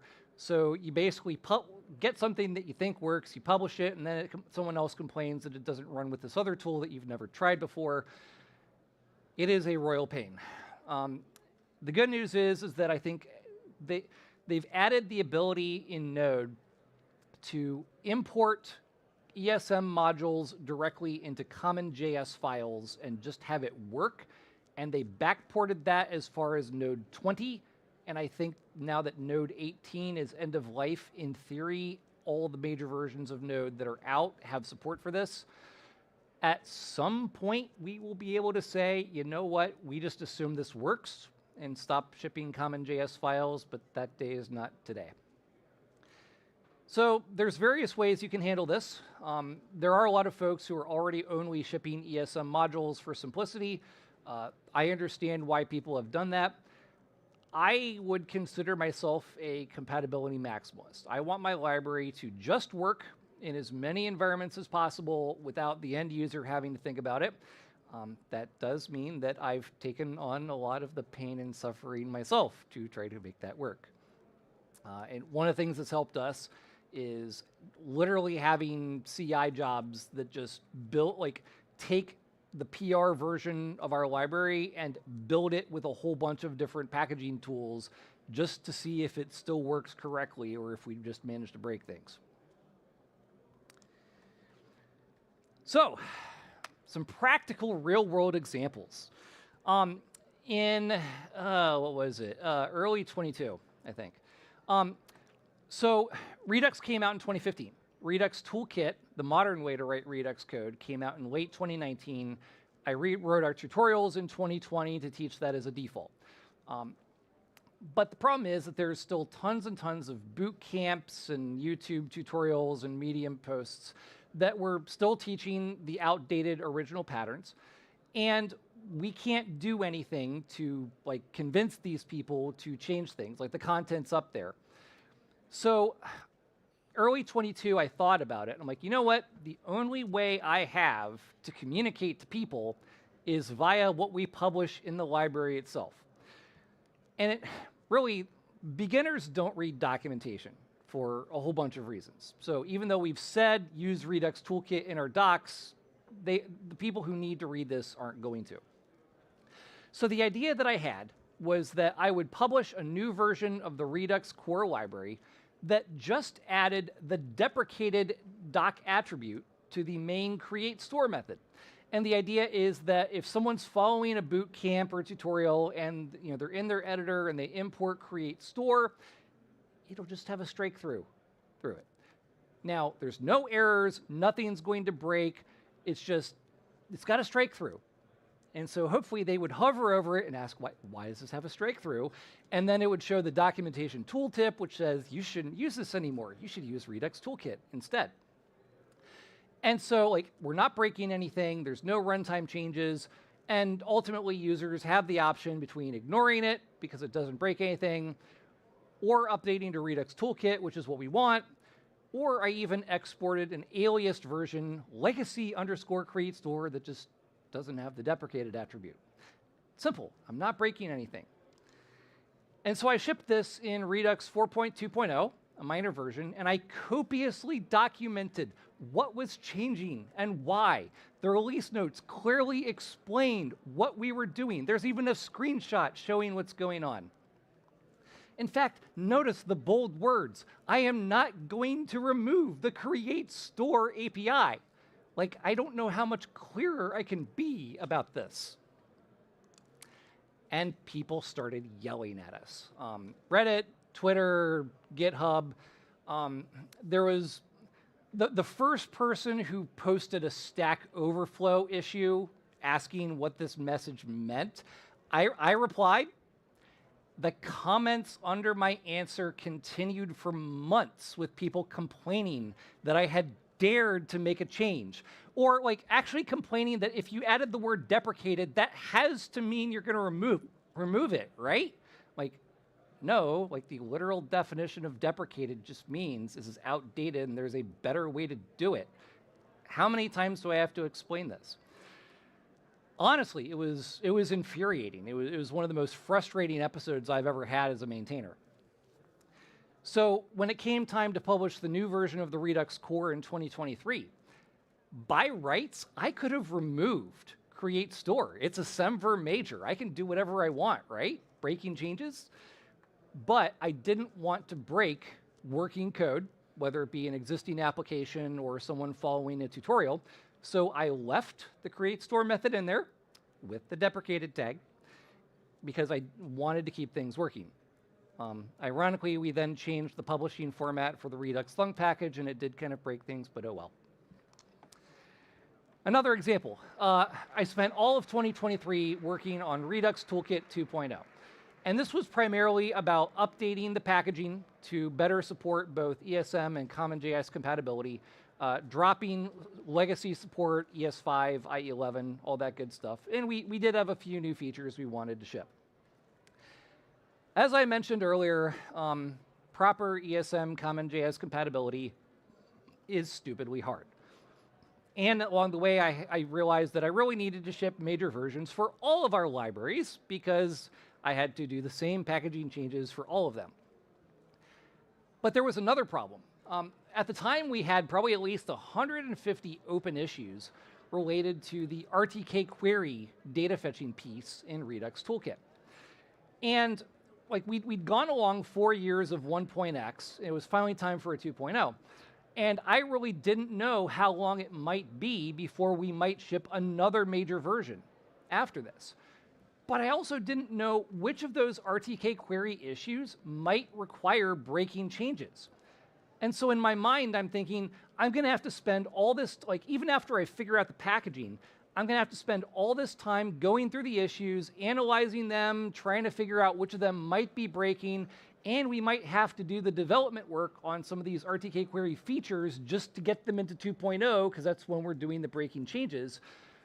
It's already been like 8 or 9 months. This is going to like delay it like an entire another year. And frankly, it was intimidating. It was like there was like this giant weight on me because of how long it looked like this was going to take. So late 23, we finally managed to figure out a seemingly mostly working packaging setup. But really the key thing here was I put on my project manager hat and I had an idea and I messaged the other maintainers and I was like, what if we just don't touch RTK query for this release? Like we're just gonna defer all that work until after 2.0 is out the door. They agreed, and I could feel the weight come off my shoulders because now it was a finite list of like 10 or 15 tasks left to do to actually complete 2.0. Part of that was saying that, hey, later on, if I'm looking at some of these RTK query issues and that requires a breaking change, we'll do a 3.0 if that's needed. We did ship a number of code mods for some of the syntax changes, and we also shipped a very large migration guide trying to detail everything that changed and why and a lot of the impacts. So we shipped that in December of 2023. I either made the brilliant decision or the mistake to ship this literally on a Monday morning right before I went to the airport for an international trip. And as I was driving to the airport, one of the other maintainers messaged me and said, I think you just broke React Native. And I had, because now we were pre-bundling the React Redux artifacts, but we had previously been relying on the React Native bundler finding certain alternative individual files on disk, and those no longer existed. Naturally, React Native was the one thing we didn't have an example app for in our CI jobs, of course. So I ended up having to try to reproduce this at the gate at the airport, push to fix at the next gate at the next airport, and then publish the release right after I sat down on the plane. That was fun. Overall, the 2.0 release actually went fairly well. But of course, the packaging setup that we landed on still had some issues. People reported that the lesser known JSPM package manager didn't work right because it doesn't want a process env node env value to be in the bundles. It expects something that works in the browser. So we made a tentative change that was supposed to fix that. Meanwhile, recently the React Native Metro bundler made some changes to try to better support package exports.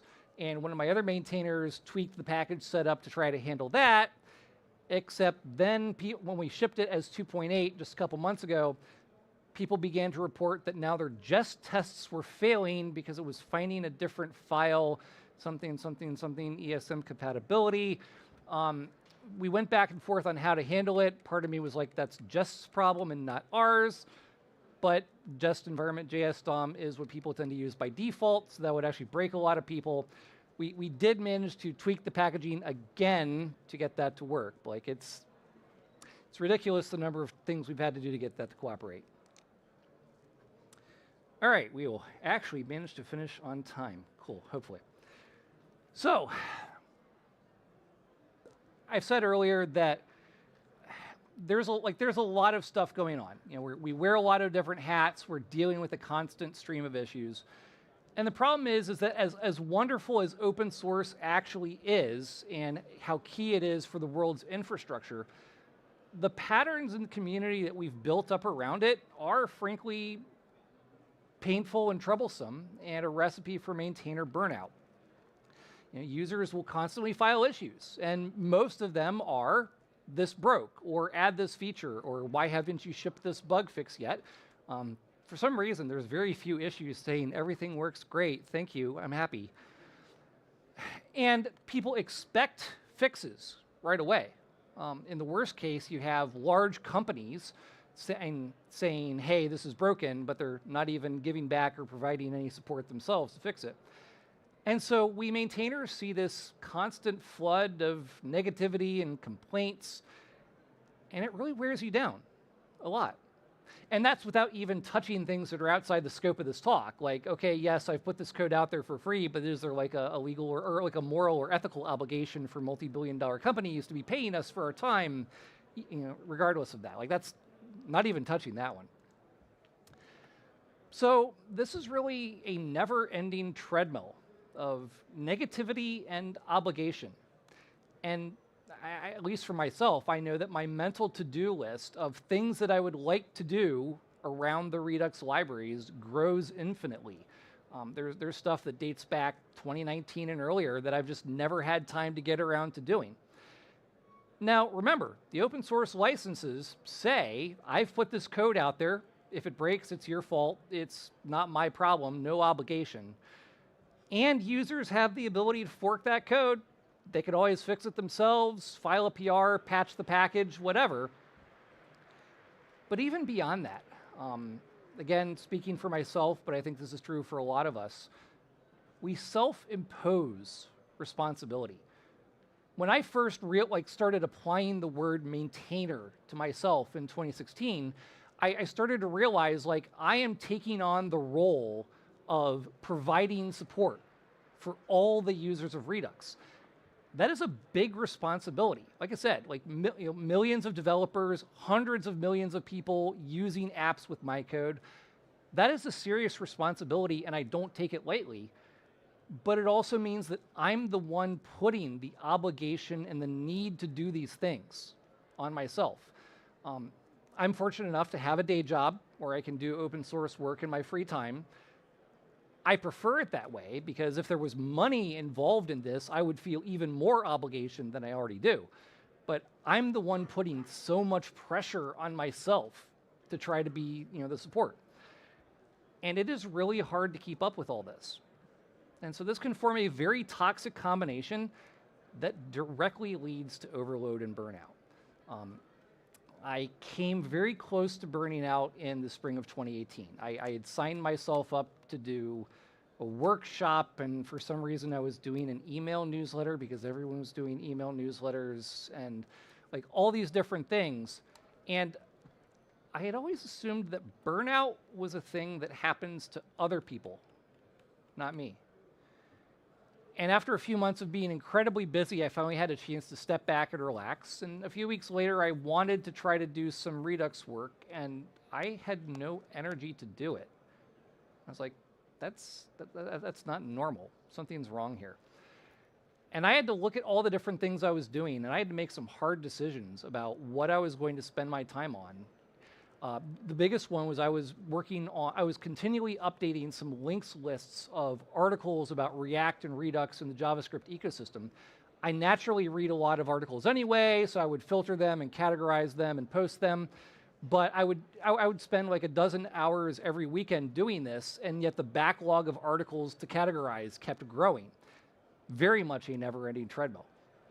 And I knew that people were getting values out of this. The repos were like 25,000 stars. But again, I was the one feeling the need that I have to keep doing this. And I finally had to look at it and say, I want to still keep doing actual library maintenance. The only way I can manage it is if I stop doing some of these other things so that I still have the time and energy left to do the important pieces that I want to work on. So I basically haven't touched those lists since like 2018.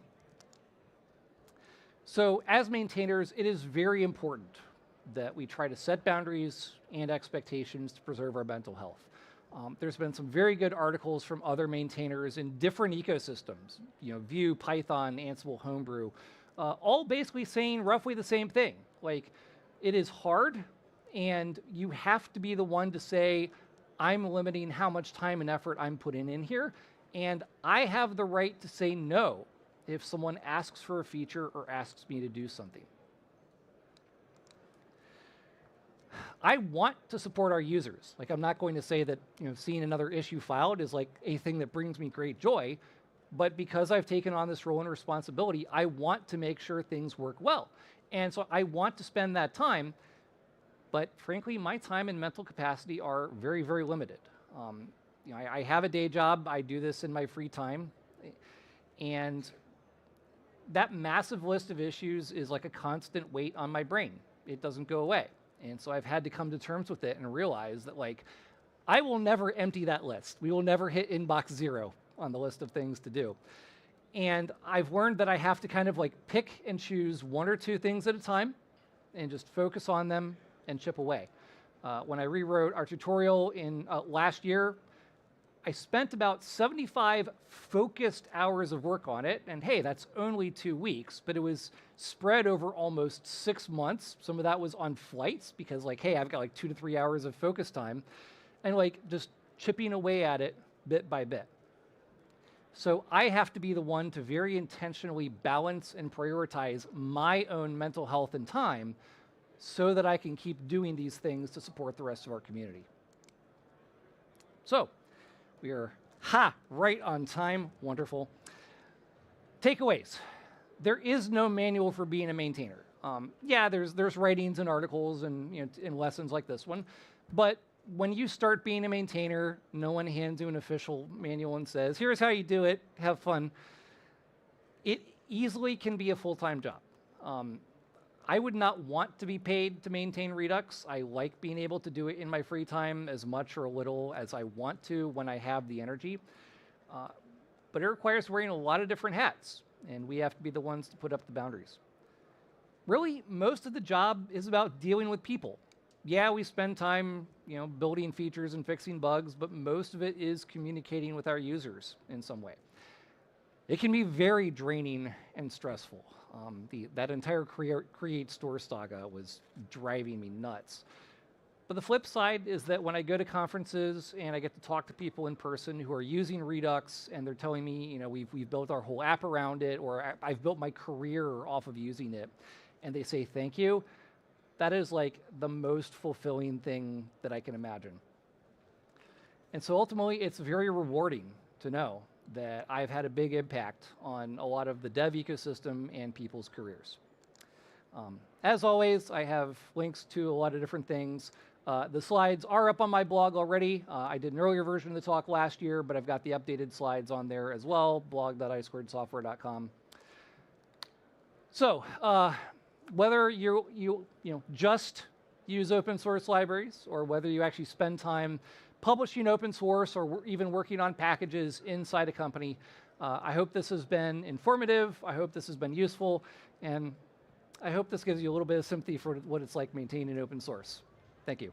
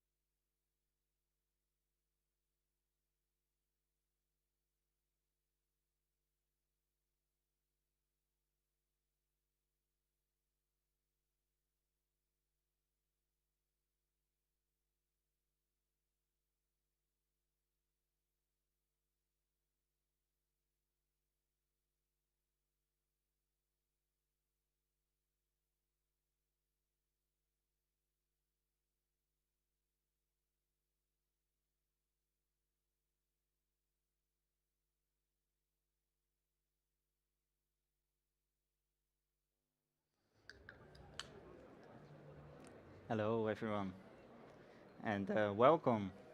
Um, Thanks for joining this session about digital accessibility. Um, Going to talk about how to integrate accessibility into your way of working as an engineering team, how to integrate it, how to create an accessibility feedback loop, and integrate it into your development lifecycle. My goal for today is on top of this pyramid. This is an image from the from a WebAIM blog post a long while ago. The hierarchy for motivating accessibility change within an organization, and on top is inspiring. So I hope to inspire you today. At the bottom is guilt. So making someone feel guilty that something is not accessible or something like that is like the worst thing to do. And then after that, punishment, also not a good thing to do. Making it required is in the middle. I think it's okay. Yeah. But enlightening, rewarding, and inspiring, I think is the way to go. So accessibility, digital accessibility. Let's do a quick introduction for people who are new to the topic. What is it about? To start off with, about 20% of the population worldwide has some kind of disability. It's a spectrum, so from very severe to a little bit less. For example, I have dyslexia, so I would consider myself on the less on the good side of the spectrum, so to say. But there's also other kinds of disabilities, of course, visual impairments, motor disabilities, color blindness. There's a lot. And yeah, digital accessibility is about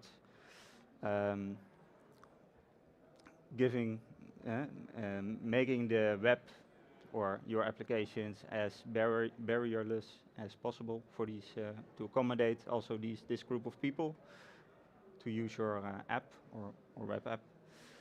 Because people with a disability, they may use the web a little different than other people. For example, with a screen reader, or they zoom in to make the screen a little bigger, or you may use reading mode, or use voice command, or braille control, or different keyboard setup with different inputs. There are all kinds of different ways to use the web. And to accommodate this, it's what we call digital accessibility. And if you have a very accessible app, then you make it possible for everyone, for a lot of people, to have the opportunity to be able to participate in this online world we are creating. More and more of the things that we do on a daily basis are online, making an appointment, buying something, searching for some information. Can all be done online nowadays, and that's nice.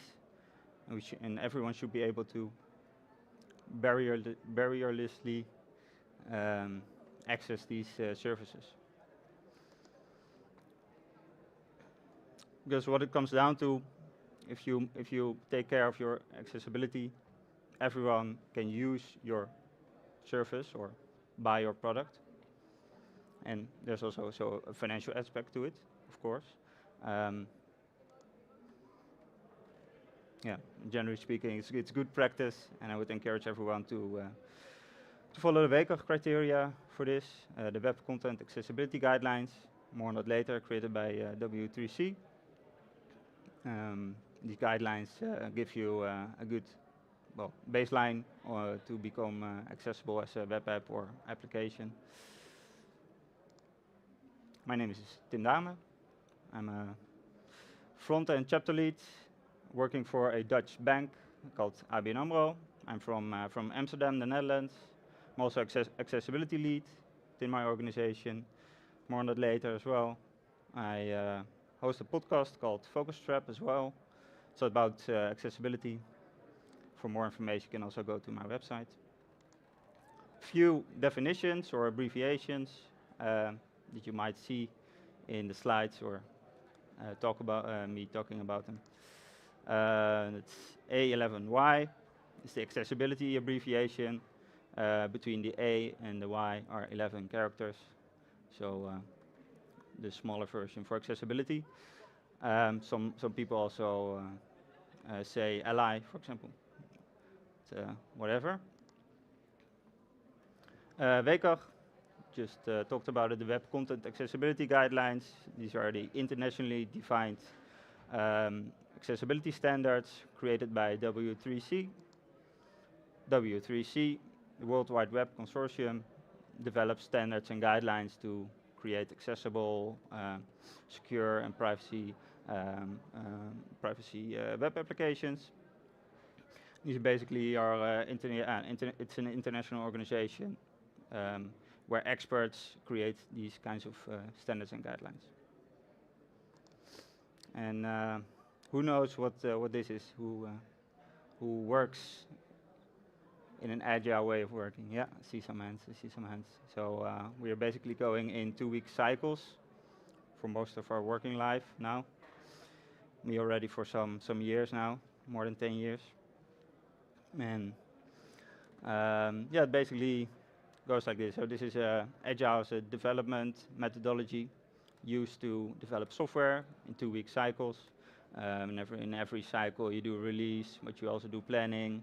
It's number 1 here: design, develop, test, and review with your stakeholders, and then you do a deployment, or you do a deployment a little bit quicker, maybe after every change.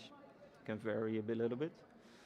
And what would be a good step to start checking or start doing something with accessibility?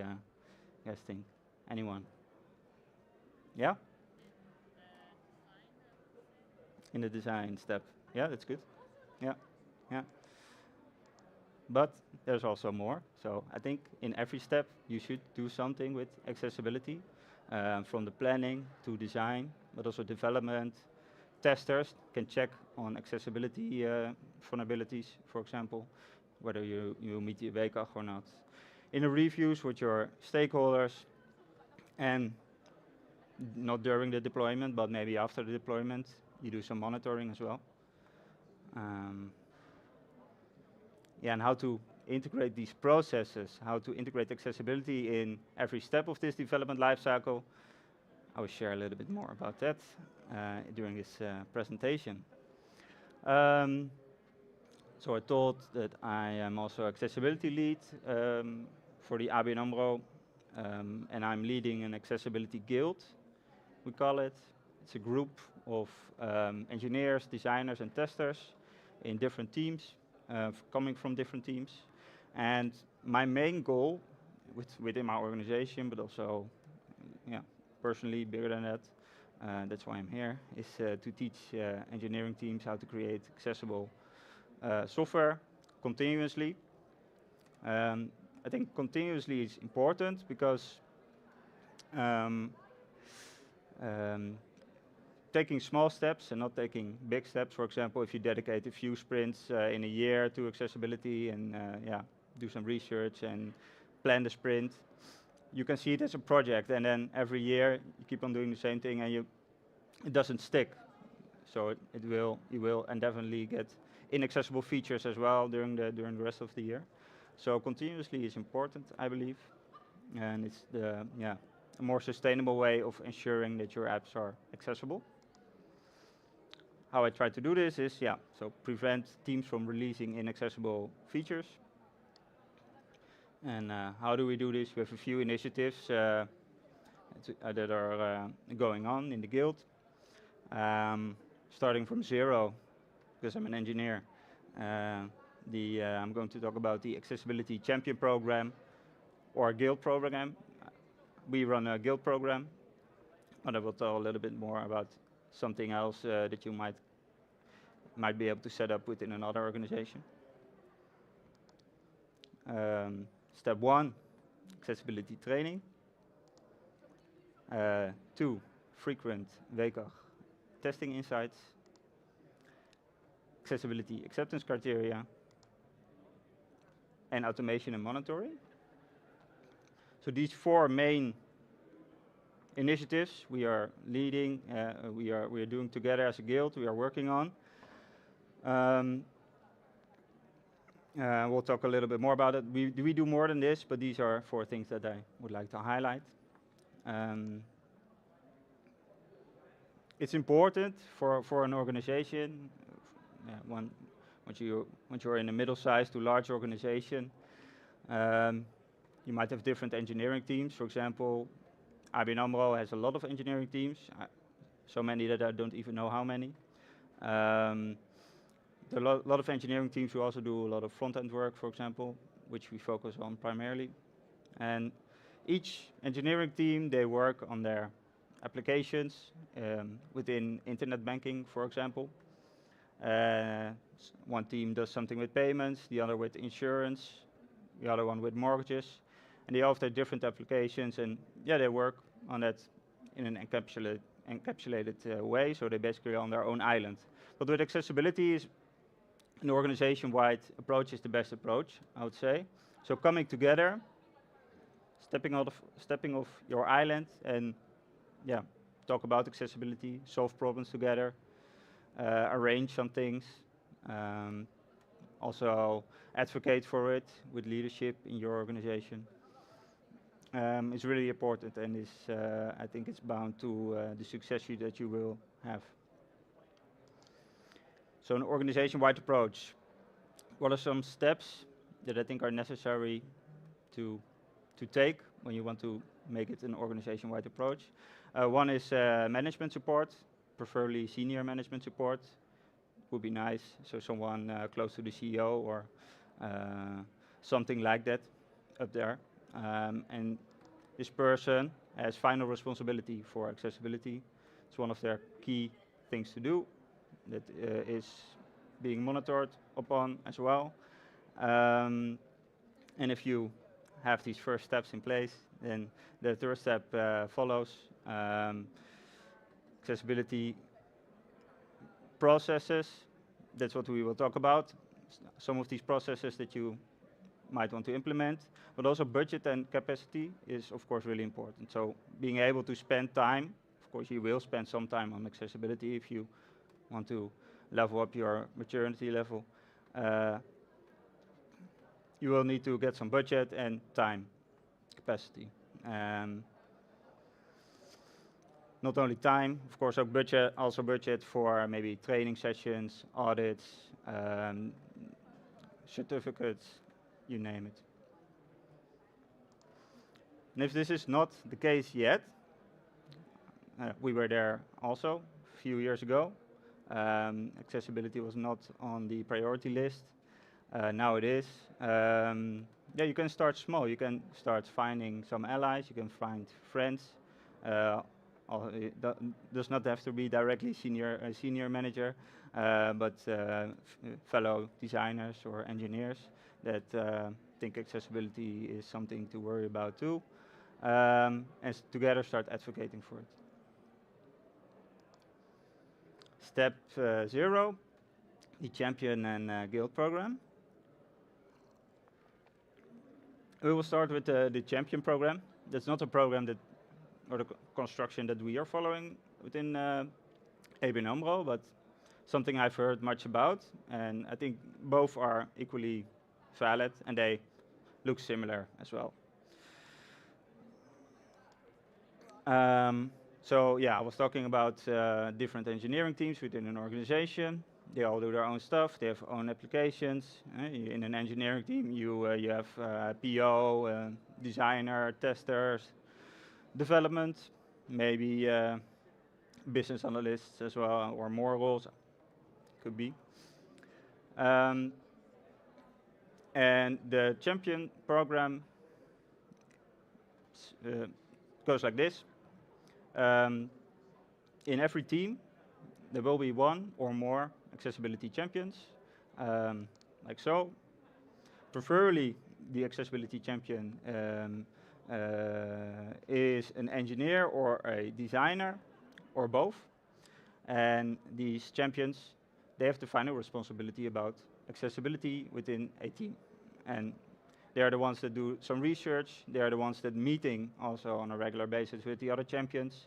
They maybe get specialized trainings and more time allocated to work on accessibility and to be an advocate for it within planning sessions or whenever possible. Then you have the accessibility guild program. So we run a guild.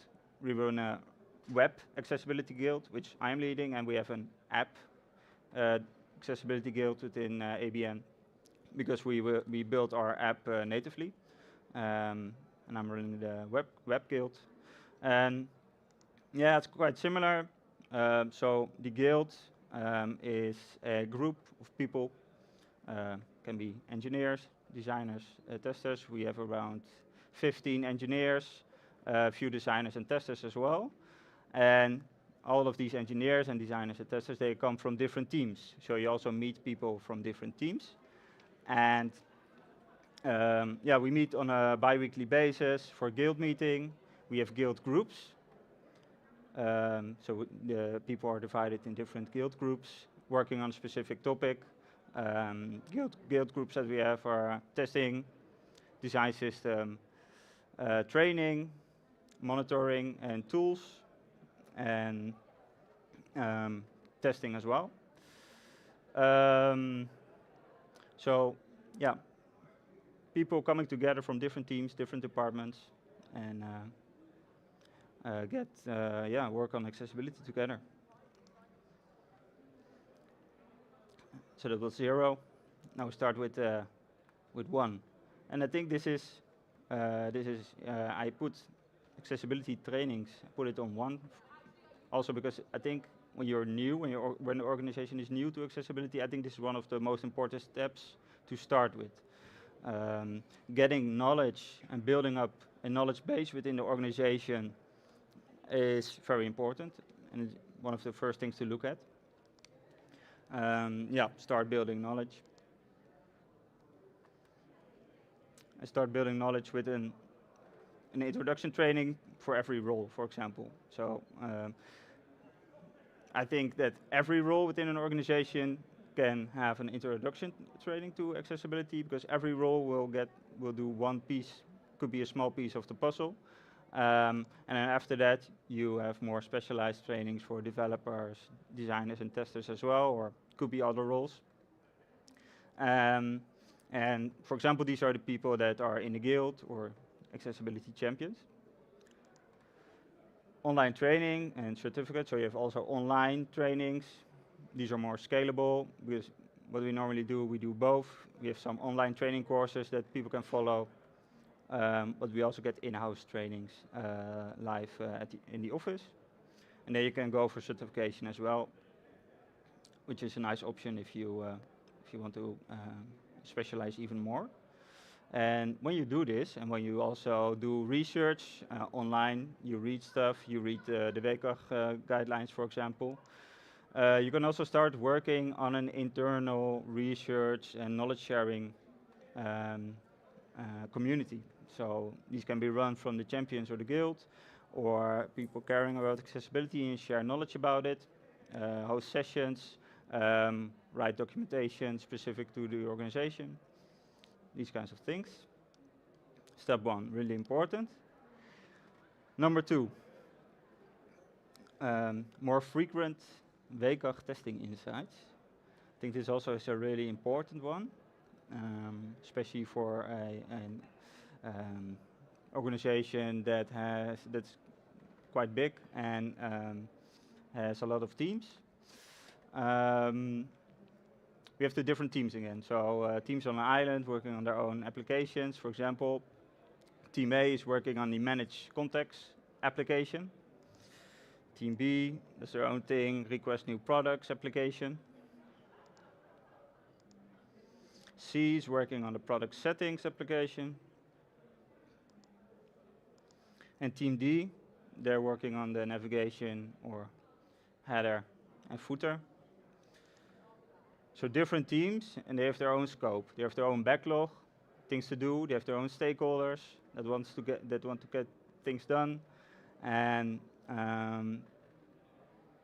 good to take this into consideration for the next slide. So getting insights into how well you are doing in terms of accessibility, doing an accessibility test. It's what we call an audit, a WCAG audit. We have third-party companies that do these for us, but we do also audits within the guild. And the official methodology to do accessibility tests is called the WCAG EM, the evaluation method of WCAG. And they're specialized companies that specialize in this method, for example. And this is also the method that we follow as a guild. So as testers internally, we do also some testing.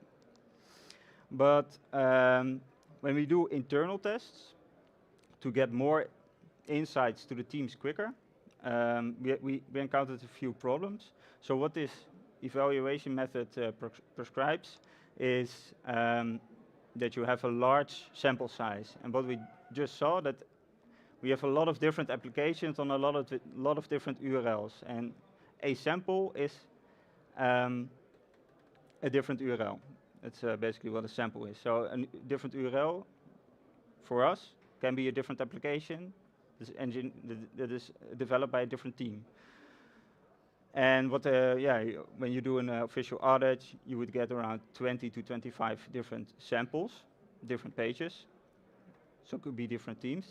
So a lot of teams are together in one audit report, basically. And it's not mandatory to show all different issues found. So the WCAG is split up into a lot of success criteria. These success criteria can be tested. But it's not mandatory to show each and every issue for each success criteria of the WCAG. If you find, for example, a problem with 111 WCAG criteria, the non-text content one, you can find it on page A. For example, there's an image and it has no alt text, and it should have an alt text. Then you will add this to the report. Maybe you can do this 2 times again. If there's a different kind of problem found, they will also add it to the report, but more than that, it's not necessary for the evaluation, the official evaluation method.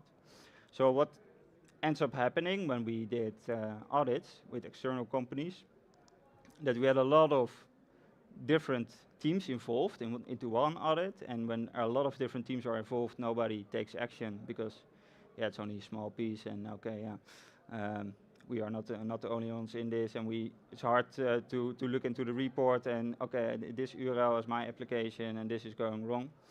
That's what was happening, and there's a potential to miss a lot of issues because, like I just explained, on page A, issue is found, and on page D, same issue could be there, but then it's not catched in the report.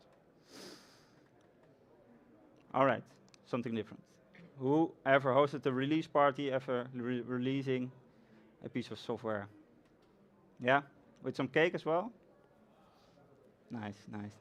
Well, that's good, and I would encourage you to keep doing it, of course. But what happens with audits and with testing on accessibility, that it happens a few months or maybe years or sometimes weeks after you had a party, and then 3 months in, we released to production, maybe we should also test on accessibility. And then you basically go like this, you go in a waterfall. So instead of agile methodology, you also have the waterfall one. It's basically not going in circles, but going from step to step down and going up. It's generally speaking not a good idea anymore. And somewhere at the bottom, after the deployment in maintenance mode, there's a WCAG audit done. And then what happens? Some months go by. All the issues are fixed, hopefully. and then a re-audit is scheduled after a few months, 6 months, maybe longer.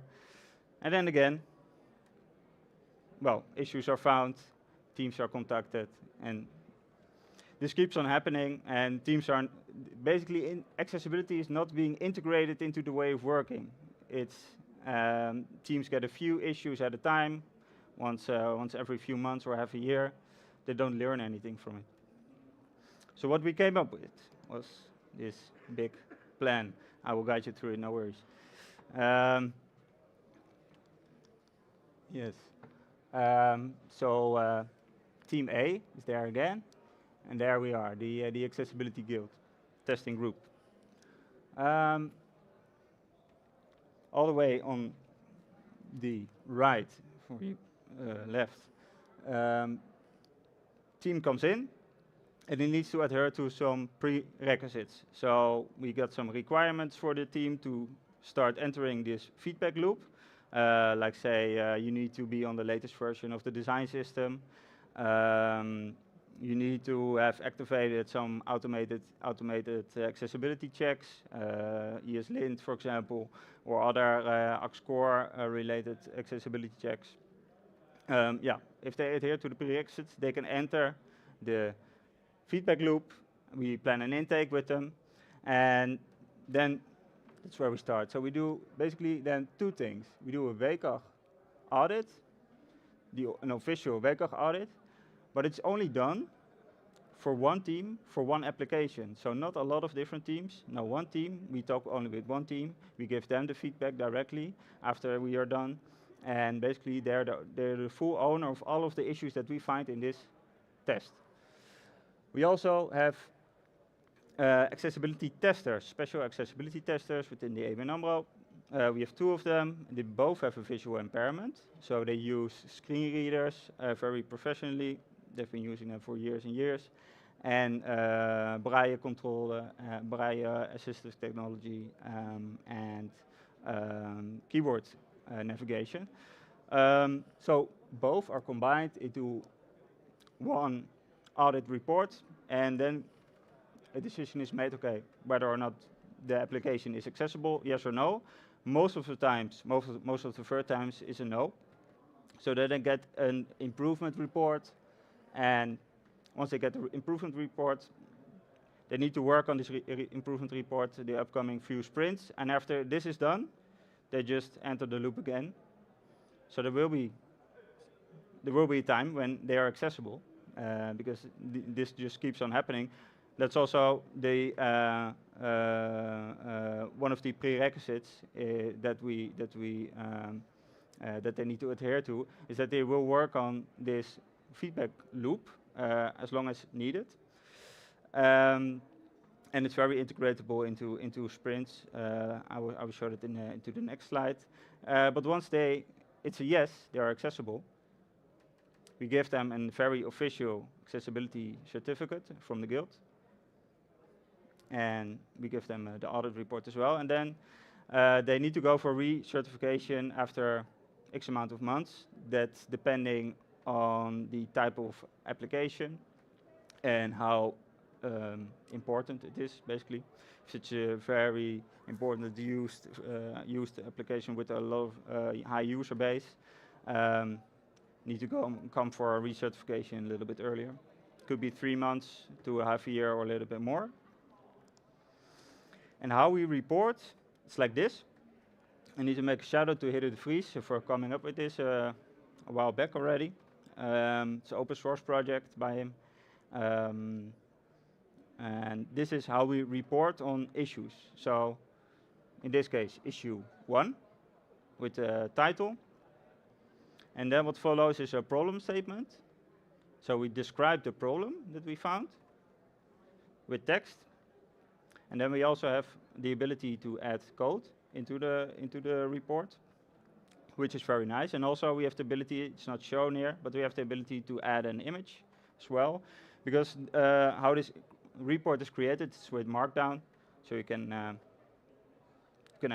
add everything a developer or engineering team that might need. And then we also describe a solution. And this is not the final solution that the team needs to take, but it's a suggestion yeah, you can see it as a tip to the engineering team.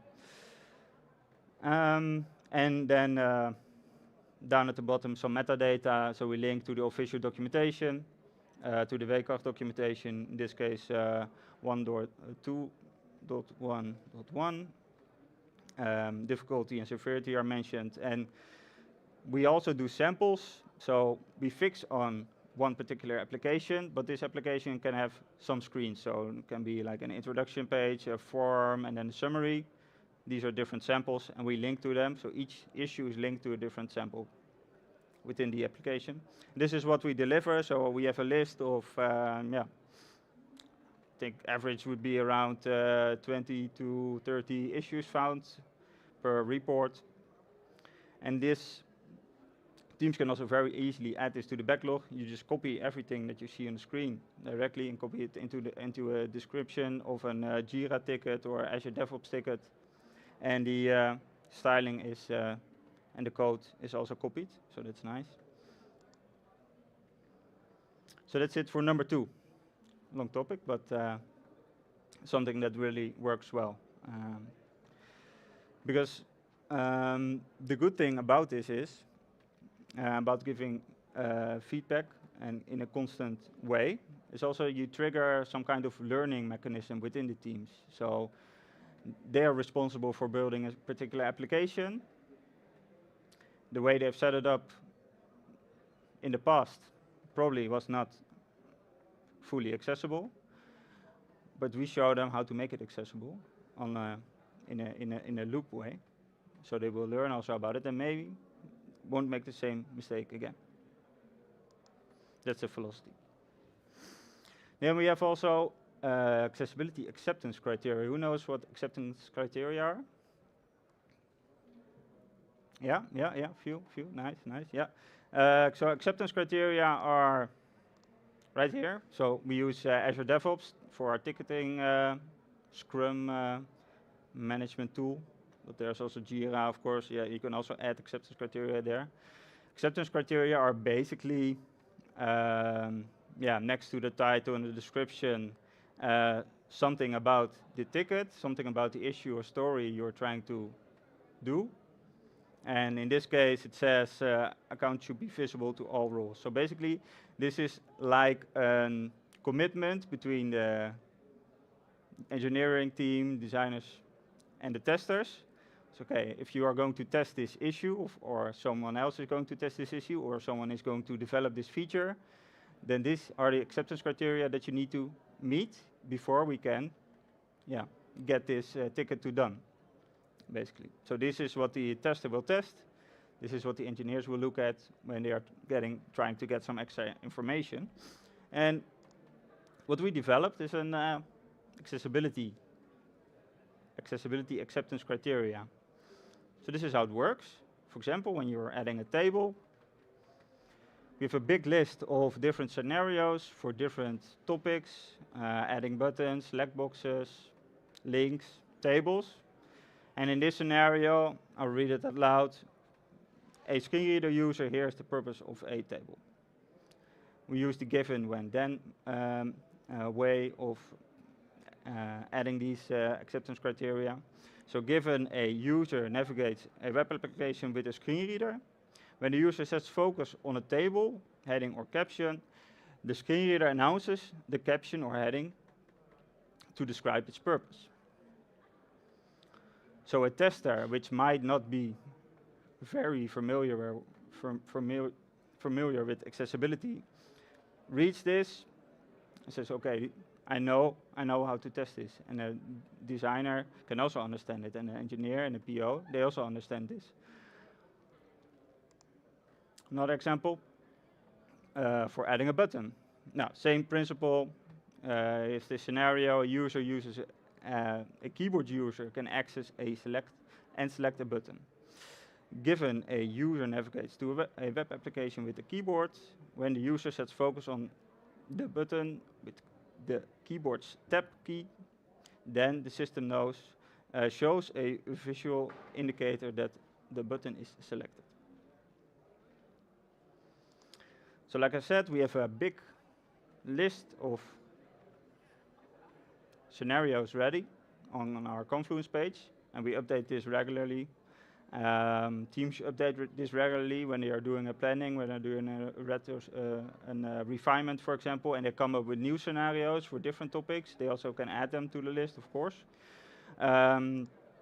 So for video, images, and keyboard users, buttons, for example. And basically how it works, you copy everything into the acceptance criteria, and together with the team, you're doing a planning meeting, for example. You say, oh, we are refining this particular ticket. We just copy everything into the acceptance criteria, and you just go one by one. Do we need this? This scenario, this scenario, this scenario, yes, no, okay. Maybe we tweak it a little bit, or we come up with a new scenario, then we add it to the list. That's how it works, basically. And this is quite a new initiative. We are testing it out with a few teams, and so far we have quite good results, good feedback, and we are trying to improve the way we are making this available to teams, because of course it needs to integrate into the planning, and it needs to integrate into the way teams are creating tickets as well, and we are improving on that right now. Then the last step, also a nice and important step, I would say, is automation and monitoring. Basically, are two different things. And with automation and accessibility, it's always good to mention that as an engineer, you of course want to, if I look to myself, I want to automate as much as possible. But with accessibility, you can only automate so much, and not 100%. That's not realistic. The best way to test accessibility is with end users, preferably also people with a disability. And automatically testing on accessibility is very nice. Implement it as good as you can, go as far as you can, but be also realistic. You will never automate everything. And we also do monitoring, so we monitor our level of accessibility. All of the teams we monitor on different departments. And we get some insights into that. I'll show the dashboard later. First, automation. We do a few different things. So I already talked a little bit about static code analysis with ESLint, for example. It's a very popular open source tool for doing static code analysis. And you have ArcScore plugins. ArcScore is also open source, free to use. Both tools are free to use. You have ArcScore plugins to integrate into ESLint. And they will basically tell you something like, okay, you've used this image element within your code. You did not define an alt attribute. And then you will see a red error message.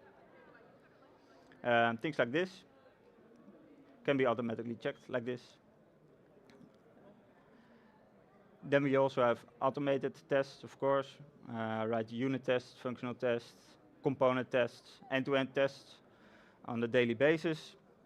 And we also integrate, there are also different tools available within component testing, for example, close to unit tests, but functional tests as well, or end-to-end.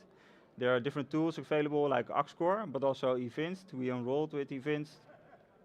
And eVinst basically is all about automating accessibility testing. ArcScore as well, but eVinst, ArcScore is open source and free.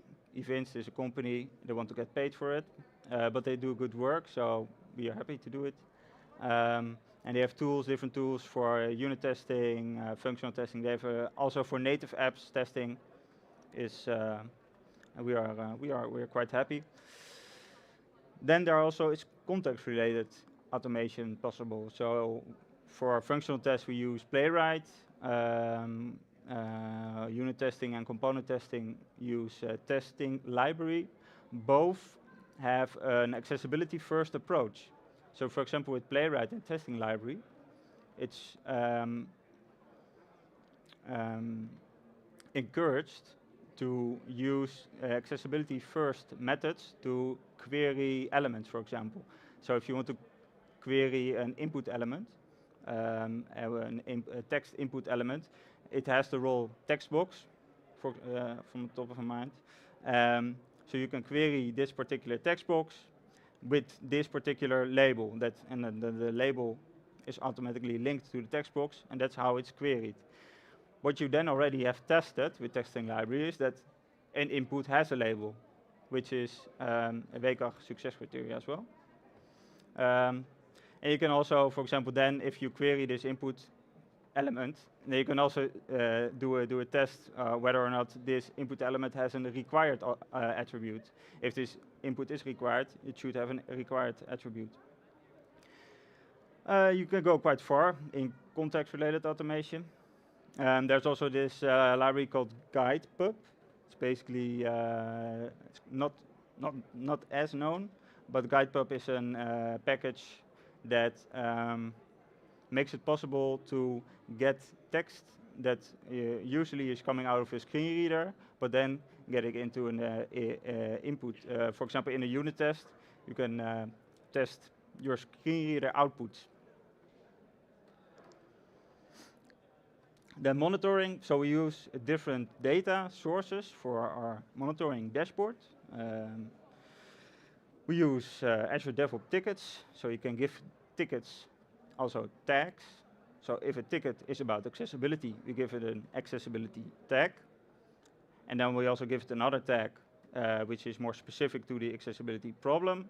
So we have two tags for accessibility. One is just accessibility, and then, for example, a more detailed one about a particular problem.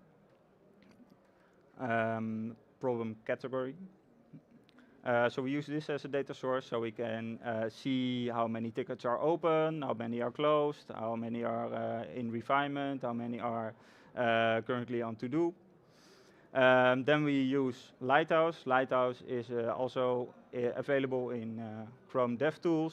You might have used it. You can do performance tests, but you can also do an automatic accessibility test with Lighthouse. Funny is that Lighthouse uses Axscore under the hood, so you're also good with Axscore. But Lighthouse is a nice integration by Google. And we have automated this in our pipeline. So our pipeline, one of the steps is doing a Lighthouse run of the application that we are trying to build. So it does a performance test, but it also does an accessibility test. And the data, it comes a report out of this run. We also use it in our dashboard in an automatic way. Same we do with events. So events works on a more detailed basis. We get more information out of it, more detailed information. We also use this data coming out of the pipeline, and we use it in the dashboard. And we can do this because a particular application is being run in the pipeline, and we basically report based upon this application with these results of events or Lighthouse. Then we have the WCAG audit results from third-party companies, but also internal audits that we do with the guild. We also add these results as queries to the dashboard. And we also do UX research, and sometimes some information can also be used in the monitoring setup we use. And then you get something like this. So this is a screen where we show the number of issues created, number of issues open, number of issues done. And then we have different screens like this to see how teams are doing, how departments are doing. Almost the last slide. We will summarize what we went over. So accessibility should be an organization. You should have an organization-wide approach. Yeah, if that's not the case yet, I would encourage you to advocate for it. Talked about the accessibility champion or guild program. Accessibility training, frequent insights on WCAG tests. Accessibility acceptance criteria, and monitoring and automation. Thank you so much for all of the attention and watching me talk about accessibility. I hope you learned something. Yeah, if you want to give some feedback online or to me directly, I will walk around till tonight, but we can also connect on LinkedIn. If you want to follow my podcast, also a QR available. Yeah, thank you.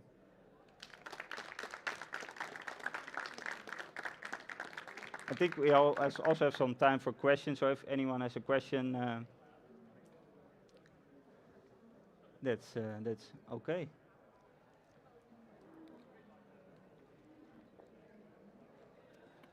Yeah. I was wondering about that guide puck.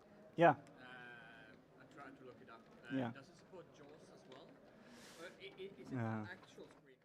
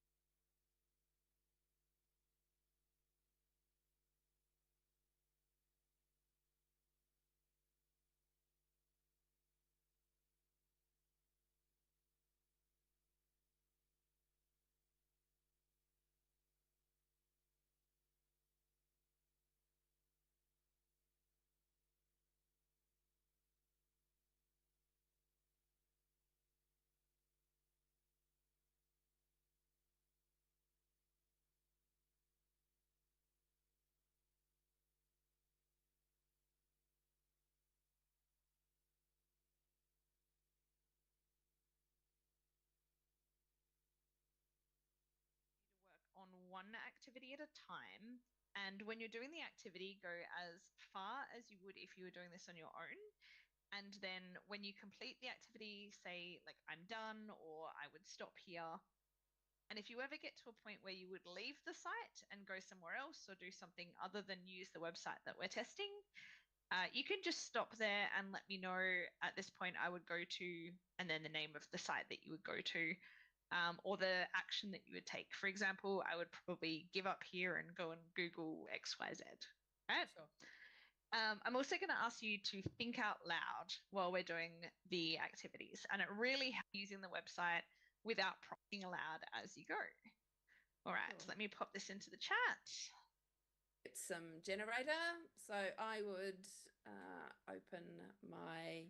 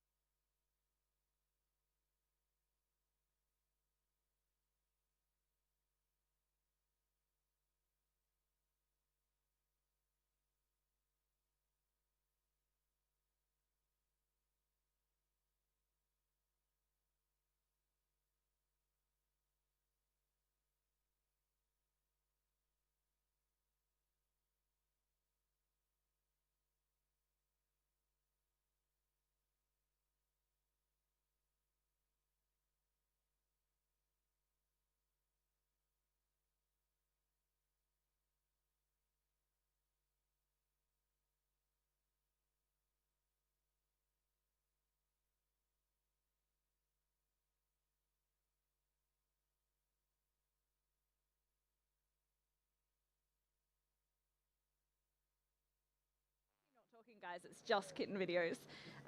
What a way to introduce myself. Hi, everyone. I'm Joe. You're all probably tired because it's like the third day and I'm the last time slot before the lock note. So it's fine. You can nap. But also, I'm really loud and kind of like, so you might not be able to, and I'm sorry if that happens. I won't be offended if you walk out. My name is Joe. I'm from Perth, Western Australia. This is my first time at NDC. Thank you for having me. It's my hecklers over here. Don't worry, I've got a slide for you at the end.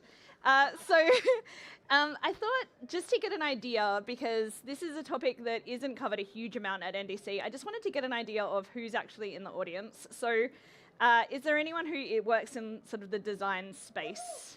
Hey, you guys make things look pretty. Excellent. All right, what about our user experience people? So mainly sort of working with the interfaces. Excellent. I'm seeing some crossover already. This is a spectrum. You can leave your hand up until it no longer applies if you want.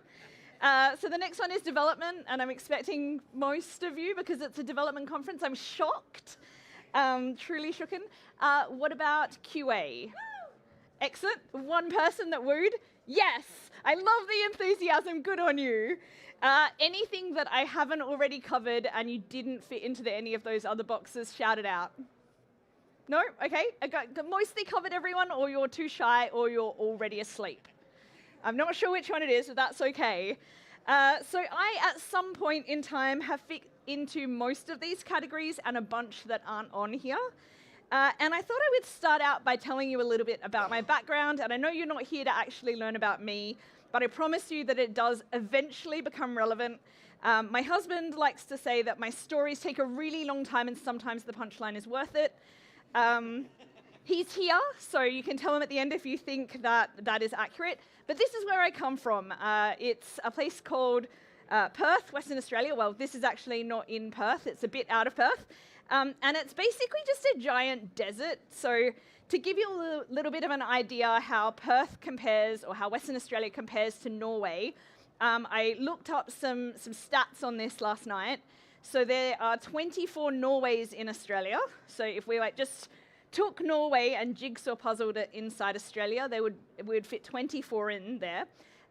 But there's only 5 times as many people in Australia. So even though we have 24 times as much space, Norway's not a heavily populated country as it is. We're even less heavily populated. We live basically just around the outside. I live in one of the most remote cities in the world. And I worked here for the first 10 years of my working life in this desert, digging rocks out of the ground. That was my job. I was a process engineer. That's my training, process engineering and science, chemistry. And I did that for a solid amount of time.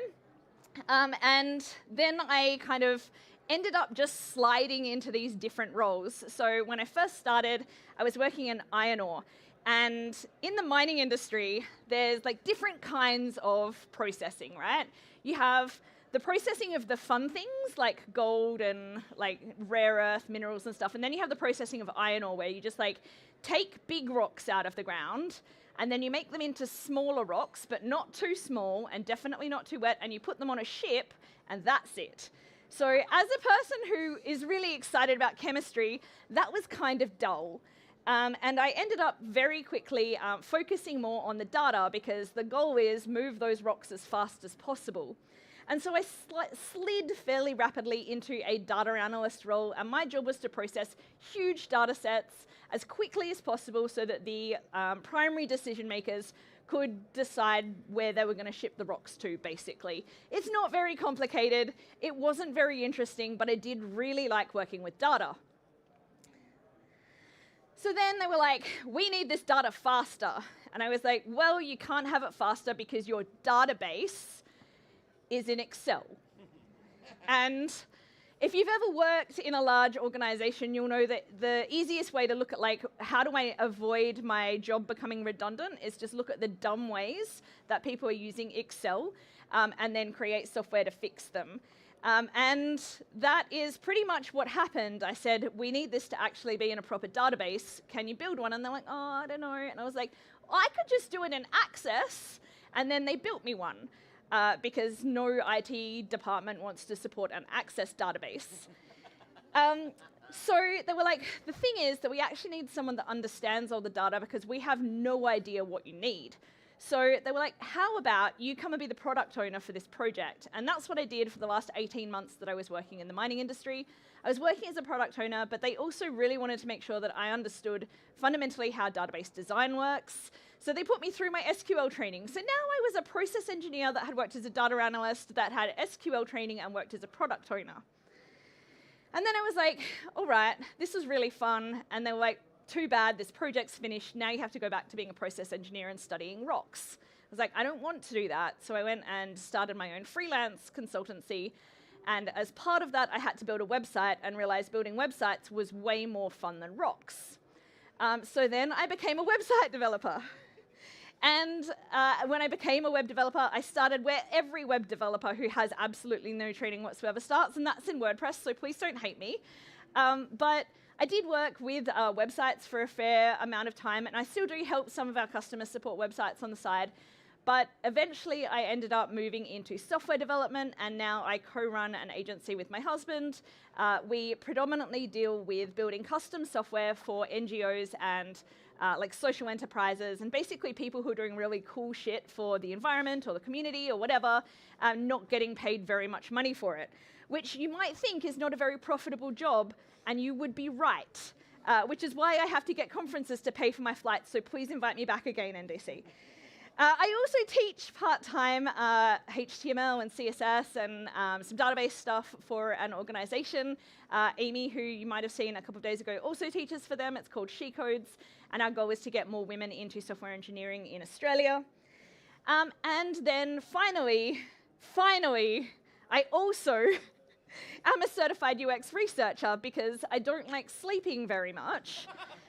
And I also thought, you know what, I actually miss science because we call ourselves software engineers, but anyone that saw Barry's talk the other day, you might have heard him say, you know, we say that we're scientists and we say that we're engineers, but actually we're kind of still sacrificing the goat. And that was a bit how I felt when I started working in development. I was like, where's the data? Because coming from engineering, everything is about making sure you've got numbers and stats to back it up. So what I discovered is that UX research is actually the way that we can get a lot of that data and make sure that we're making the right decisions at the right times. So, brings us to usability testing. And particularly, usability testing is a type of UX research. It's not the only type of UX research, but it is the most common type of something called qualitative UX research. And I've just told you about how important I think data and stats are. So why the hell am I talking about qualitative research? Well, first of all, what is the difference between quantitative and qualitative? Quantitative is basically, what do the stats say? What do the numbers say? How do we do a test, do an experiment, look at what the results of that are, and then work out what the best decision is based on whether or not the experiment said A or B or C, right? Qualitative, on the other hand, is less about the numbers and more about what did people do? What are the actual users doing? So we talk about these two different research methodologies, and you would think it might make sense that you get better, maybe more useful data out of quantitative studies, right? Because that's reproducible, yeah? But we don't use that, right? We do have stats and things. We use analytics and stuff like that, but what does analytics actually tell you? It tells you, is there a problem? It tells you that there is a problem, or that there isn't a problem, or that there might be a problem. It's a really good way of comparing, say, your website or your product against someone else's, doing things like benchmarking. But the reality is that if you're going to do a quantitative assessment on something, that you need a minimum, an absolute minimum of 20 people to get something that is actually statistically relevant. And you have to keep your study exactly the same the whole way through. Now, is any two users ever exactly the same the whole way through? No, and not even a single user is the same the two times that they use the product. Like, we've all been there where we've used a product, used a website for one thing, used the same website for a completely different thing, right? It's not realistic. So while quantitative assessments can be really good for helping you identify that there is a problem, and maybe they can tell you like 60% of the participants were able to do the thing. they can't tell you what stopped the other 40% of participants from doing the thing, right? So for this particular reason and for the cost that's involved with the quantitative assessments, they're not always the best thing to go to as sort of your first point of attack, right? Now, there are situations where they're really good, and I'll talk about them a little bit later. But how do we get the why? We get the why with qualitative assessments. So while they're not very good at saying nobody or 50% of people were able to complete this or 50% weren't, when we do a qualitative study, we're going into it going, this probably sucks somewhere, right? There's a bug somewhere in my system. I'm going to find out why there's a bug, what bug that is, and how I can fix it, right? Because I'm actually going to watch a user use my piece of software. And you might be like, well, that's obvious. Obviously, I'm going to do some user testing. Usability testing and user testing are not the same thing, right? User testing is putting your product in front of a user, watching them like this and being like, yeah? Yeah? Can you use it? Like, just click that button there, and then if you go up to here, and like, that's not usability testing. That's just showing someone your piece of software and being like, please like it, right? It's not useful to you. It's not giving you things that you can actually use. The other good thing about qualitative testing is that you can be really realistic. You can get them to use their own information, for example. So in a quantitative test, let's say we're trying to see whether someone can go through a checkout process. In a quantitative test, we would have to have them all use the same credit card details, the same first name, last name. So we've got to have dummy data that everyone's using the same thing, because otherwise it's not giving us a realistic test. When we're doing a qualitative assessment, we get people to use their own data. So we find that, oh, actually, it turns out that when someone has an apostrophe in their last name, or like my friend Nethra, who I worked with, doesn't have a last name at all, and that was her legal name, actually, that's not going to work. What happens in a situation where someone doesn't have a legal name? These are the things that you're not going to pick up if you're just using dummy data. And then the ultimate, and the reason why qualitative testing is like the holy grail of UX research, is because do you know how many people you should do a usability test with? Not like how many people is the minimum or how many people is the maximum. How many people should you do a usability test with? Have a guess.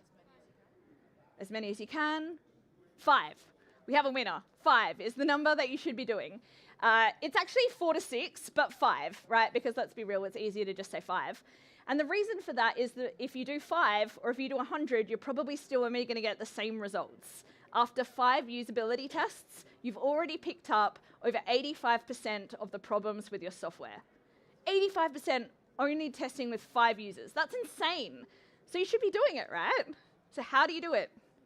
All right, well, before we move into how to do it, I just want to precursor this with, this is not a replacement for QA, right? Because QA is different from usability testing. QA people also don't necessarily make good user testers, right? They're not good at testing the things as a user, but they are great at running usability tests, right? It's not a should I do QA or should I do usability testing? You should do both. If you don't test your product eventually, then it's still going to get tested. You just won't be able to control it, and it'll be much more expensive to fix something when it starts to go wrong. All right, I really like the animations. They're fun, right? So how do we do a qualitative usability test? Well, it's a 5-step process, and probably one of the hardest ones for people to get started with, and the one that I get the most questions about, is actually participant recruitment. So I think it's really important to understand, and I will reiterate this several times over, you are not the user, right? It's a very common thing that we chant it. We literally chant this in UX training. You are not the user is a really important thing to remember. So here's a reason why you shouldn't get developers or QA people to be usability testers unless the product is actually targeted at developers, right? And even then, you should make sure that you are being cautious about who you're inviting to be a usability tester. Because if I say, hey, Amy, we're mates, can you test this thing for me? In her head, she's not thinking, can I find the thing that I'm trying to find? She's thinking, can I build a better website than Joe? And that's ultimately what is going through the head of someone who works in tech. They're focused on the tech. They're not focused on actually the product that you're developing and whether or not it's meeting their needs. So we're typically looking for users that don't have a lot of knowledge about tech or usability testing because they're going to be swayed and they're not going to give us realistic answers. They're not necessarily going to be answering the questions that we're looking for answers to otherwise. They're just going to be like telling us things that they think that we want to hear. So I do actually have my questionnaire that I use for our nonprofits. If you scan that QR code, and I also have a resources link at the end if you want it.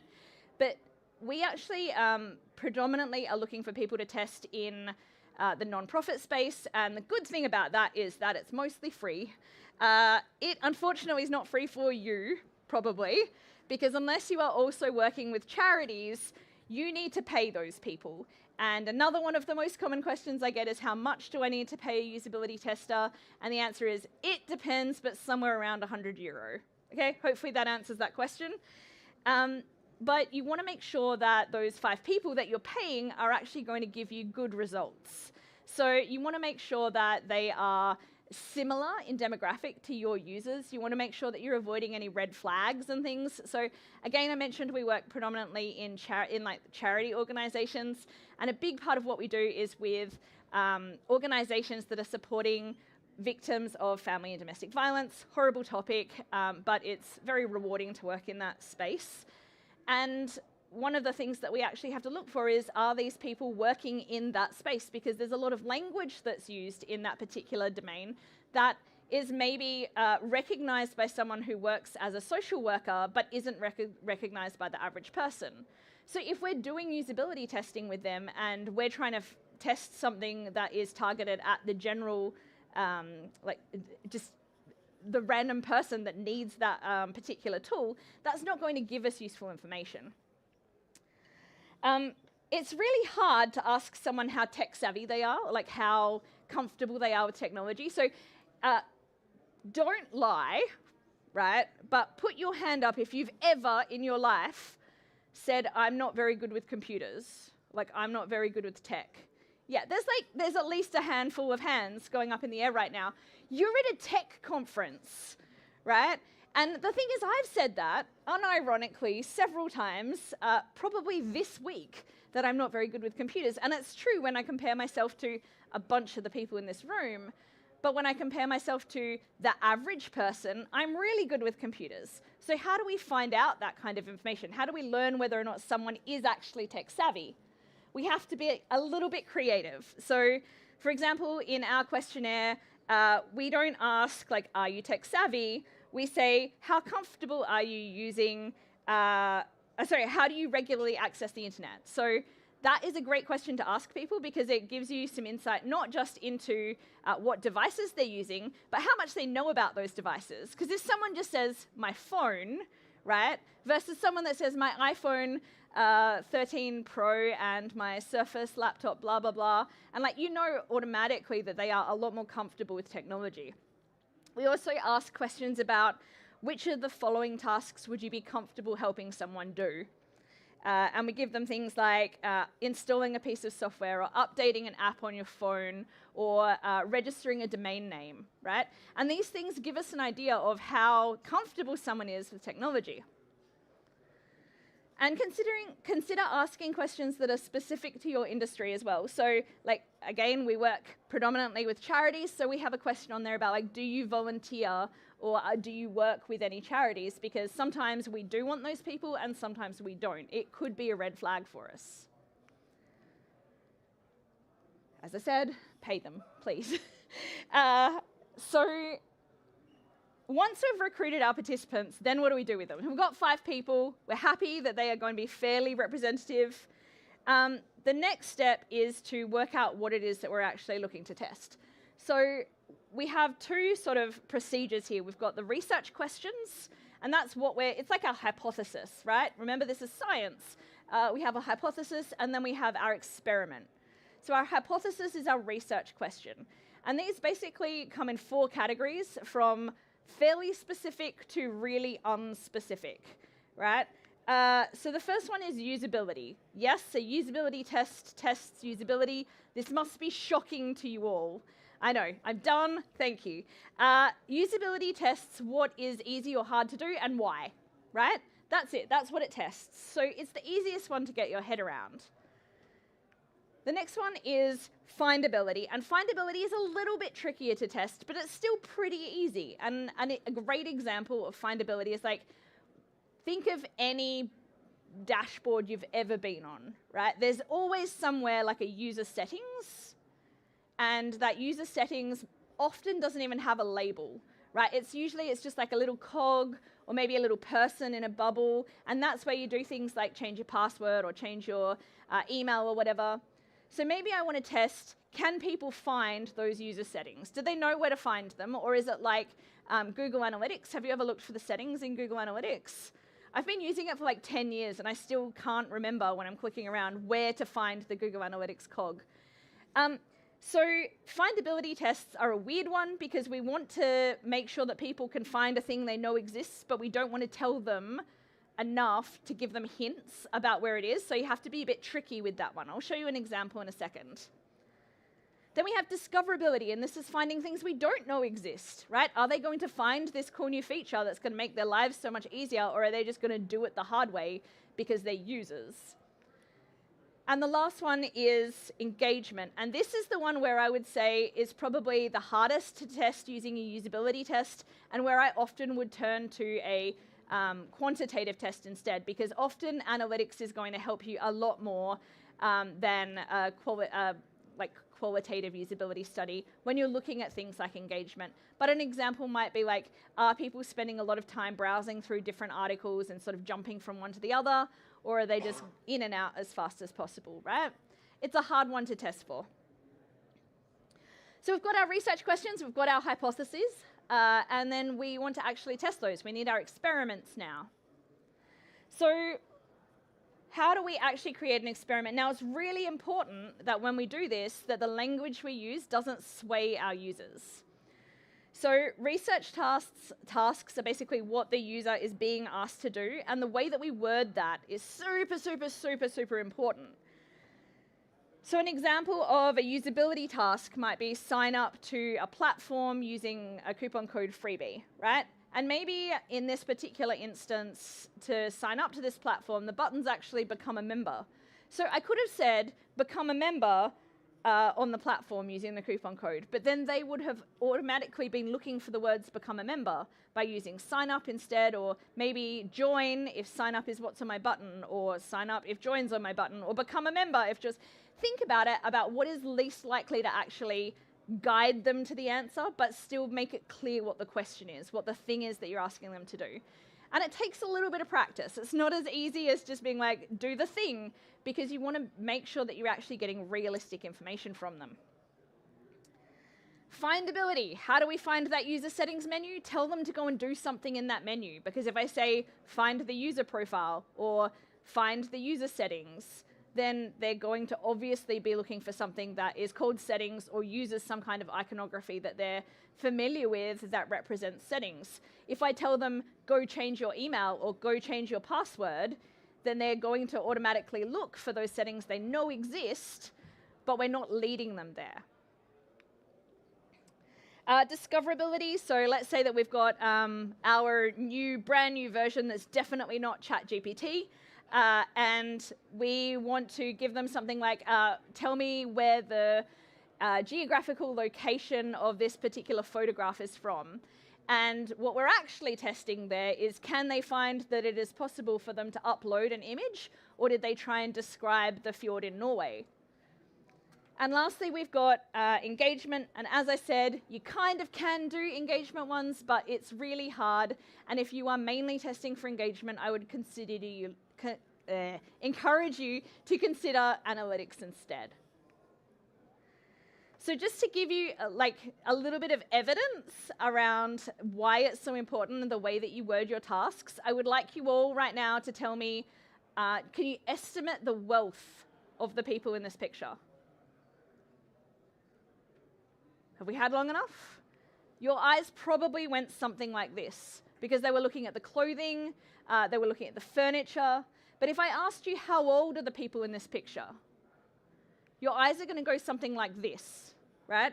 And that's because typically when we're looking at how old someone is, our default is to go to their faces.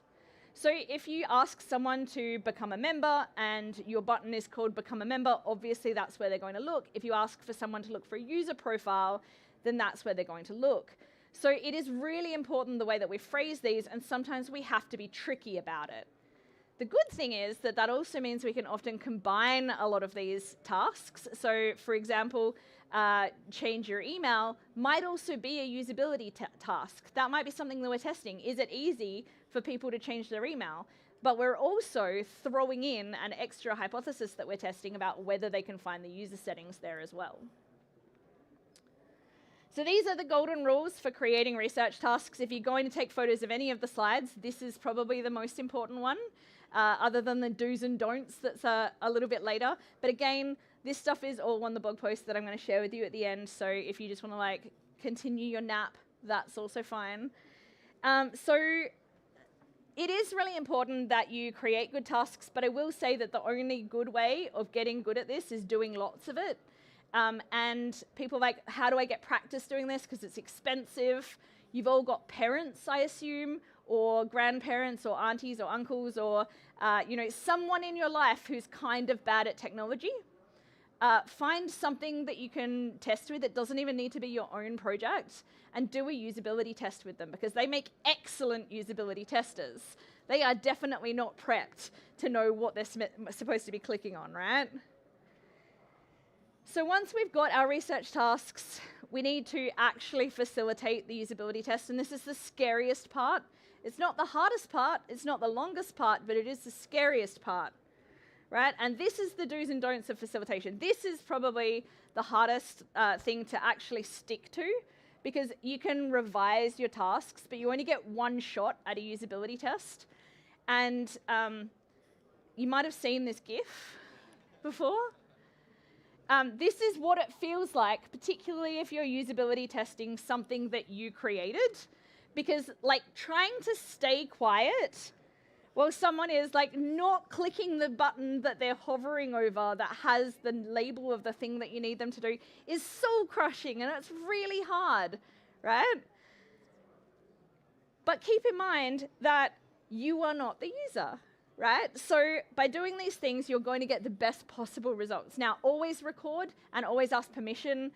We actually have like a disclaimer form that we get everyone that's doing a usability test to sign to say that we have permission to use the recording, and that they agree to everything, and that this is how much we're going to be paying them, and all of that kind of stuff. Make it clear that you're testing the platform and not the person. There's no wrong answers. In fact, we don't even call it a task when we're talking to the actual user, the actual tester. We call it an activity, because then there's like no connotation of you did this right or you did this wrong. You kind of have to treat them a little bit like 10-year-olds and like, you're doing great, guys, okay? And then the other thing is we always want to make sure that we're sharing the tasks with people in writing. And this doesn't matter whether you're doing it online or whether you're doing it in person. You should always give them the task in writing, because you will be surprised how often people will actually go from doing the task to like, what was the task again? And they won't ask you if they don't have it written down. They'll just try and guess and pretend, and then they'll be flailing around, and you're like 10 minutes later, is there something wrong? Do you want to just leave it there? And they're like, I forgot what I was meant to be doing. And that's not a useful usability test. So you always want to be sharing it with them in writing, and it also helps if you've got users that are not speaking their first native language. So I really encourage you to test with people, particularly if you've got a global product that aren't, say, English first language, if your site is in English, or if it's not in English, in whatever other language people speak that are using your product, because it can be some of the most valuable testing that you'll get. Now, it's really, it's really hard to tell your boss or your colleague or the designer or the developer or whoever else is got a vested interest in the product that you're testing that they can't come. Like, you're not allowed, you're not invited I'll show you the recording later. Because they're like, but what if I have questions? And you're like, well, you won't be able to ask them anyway, because that's not how a usability test works. The only person who should be speaking is the facilitator and the tester. And even then, the facilitator shouldn't be speaking more than they absolutely have to. You can imagine that's really hard for me, right? But you have to not talk to the participant while they're doing the activity, and if they talk to you, then, and often it's something like, what should I do here now? Or I think I need to click on this thing. There is some answers. We call this boomeranging. We say, what would you do if I wasn't here? Or what do you think you should do? So you answer them, but you don't really answer them, and you just kind of let them stew, right? And don't take it personally, because they're going to do this. And you need to be ready for it, but it's healthy. Because if you don't constantly receive constructive criticism about things, then you don't keep changing and growing. So I strongly encourage you to test something you've made. I know, it's so good. I love it. Test something you've made, because it will make you a stronger person, and it will make you challenge your own ideas more often. This is my script, also on the website. You don't need to remember it.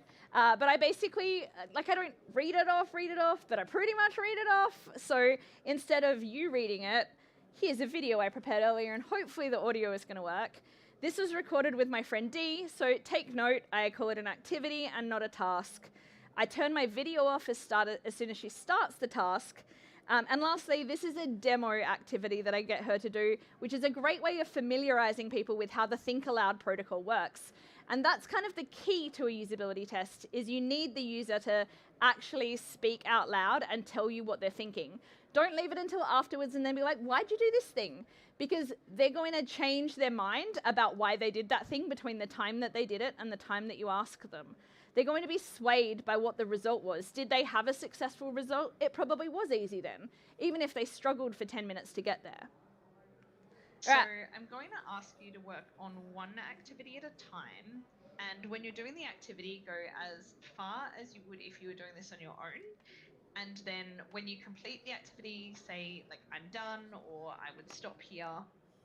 And if you ever get to a point where you would leave the site and go somewhere else or do something other than use the website that we're testing, you can just stop there and let me know. At this point, I would go to, and then the name of the site that you would go to, or the action that you would take. For example, I would probably give up here and go and Google XYZ. Right? I'm also going to ask you to think out loud while we're doing the activities. And it really helps us if you can talk through your actions and what you're thinking and what your thought process is as we're going while you're using the site, rather than trying to remember it and then us dig that out of your head later. And it's going to feel super weird and uncomfortable as you're monologuing, but I promise it's going to be worth it, at least for us. So we'll do a test run and get you into the right mindset and make sure that you're comfortable with the process. And finally, it really helps us if we can see how people are using the website without prompt, so without any assistance. So I'm not going to say anything as you're doing the activities, and I promise I'm not going to be ignoring you. I will be taking notes in the background, and I might ask you some questions at the end about your experience. The only time that I will prompt you is if you are quiet for a bit. I might ask you what you're thinking or something like that. Do you have any questions before we get started? No, I do not. Okay, I'll get you to share your screen for me, Dee, and then to help you get into the think aloud mindset, I'm going to get you to do an example task that is just completely for fun. I'm going to share the task in the chat for you, and I'd like you to first read it aloud for us, and then give it your best shot, making sure that you are talking aloud as you go. All right, let me pop this into the chat. Go for it. So you'll notice here that I actually turn off my video at this point. Google that will generate you some fun filler text that you can use as a placeholder when creating a visual design with large blocks of writing. Okay, so that sounds like I'm looking for a lorem ipsum generator.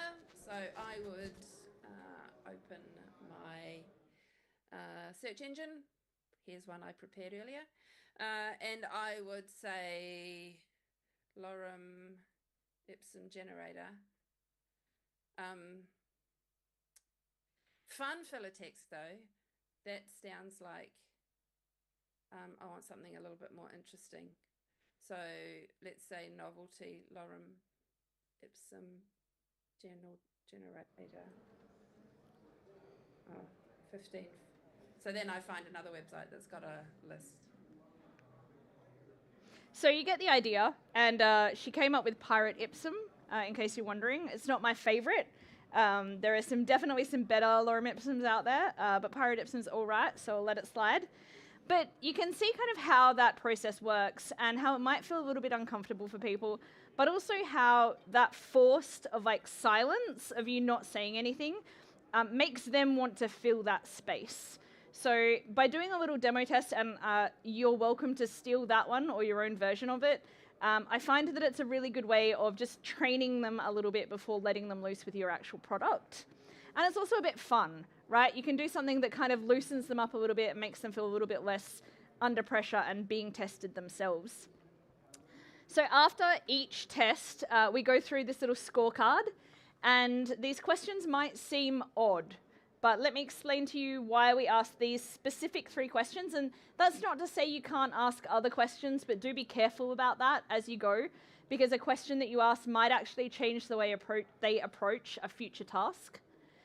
So it's best to just try and keep the questions right until the end and encourage them to do that, speak aloud as they're going. So we first asked them how easy or difficult was it for you to do this activity, right? And you might think that that sounds very similar to the last question. How satisfied are you with doing the activity and the result that you got? Now, the one in the middle is actually probably the most important here, and that is, how confident are you in your answer? And really what we're actually looking for here is, was the problem our test or was the problem our software? Because often the way that you word the test might make sense to you, but in their heads, they thought they needed to do something different. So by asking these 3 questions, we can kind of get an idea for, was the issue actually that they couldn't find the button, or was the issue that they didn't know they were looking for the button? So we get all of these scorecards, but actually it's often these things that are written in the boxes that are the most useful, and then we iterate and we do it over and over again. And this is essentially what the sort of finished product of a round of usability testing looks like. So these are real examples taken from one of our customers. So yourtoolkit.com is an organization in Australia, and they're currently creating the first nationwide service directory for victims of family and domestic violence to get things like legal assistance and medical assistance and housing and all that kind of stuff. And we did a round of usability testing. We made sure that we had at least one person that was not English first language, because we know that immigrants are more likely to experience family and domestic violence statistically. We had one man doing it and 4 women doing it, because statistically women are more likely to be using a tool like this. We tried to follow all of those things. We made sure that they had a low-tech proficiency, because the chances are that someone with a low-tech proficiency is going to struggle more to use the website. As we went through, we did the scorecard for each of them, and we also took notes. We recorded it. I use a tool called fireflies.ai, which does a transcript, and that it will actually cut out stuff for me, and I can ask it questions. I strongly recommend this for speeding up this process. So people often ask, how can I use AI to improve my UX? There you go, that's a way. It can't replace users, but it can replace their virtual assistant sometimes. And then the goal is that we want to make sure every single one of these sticky notes contains either something a user said or something a user did. And we want to give context if we have to there, right? So we create a board on Miro. That's the tool that we use. You can use whatever the heck you want. It doesn't matter. You can even use just a whiteboard and sticky notes. But we do find that a couple of things really help with this process. So one of them is color coding the sticky notes based on the different user tests that we did. So if we had 5 users that we tested with, we have 5 different colors. And then what that allows us to do is, was it one particular user that had 5 different problems or 5 different pieces of feedback?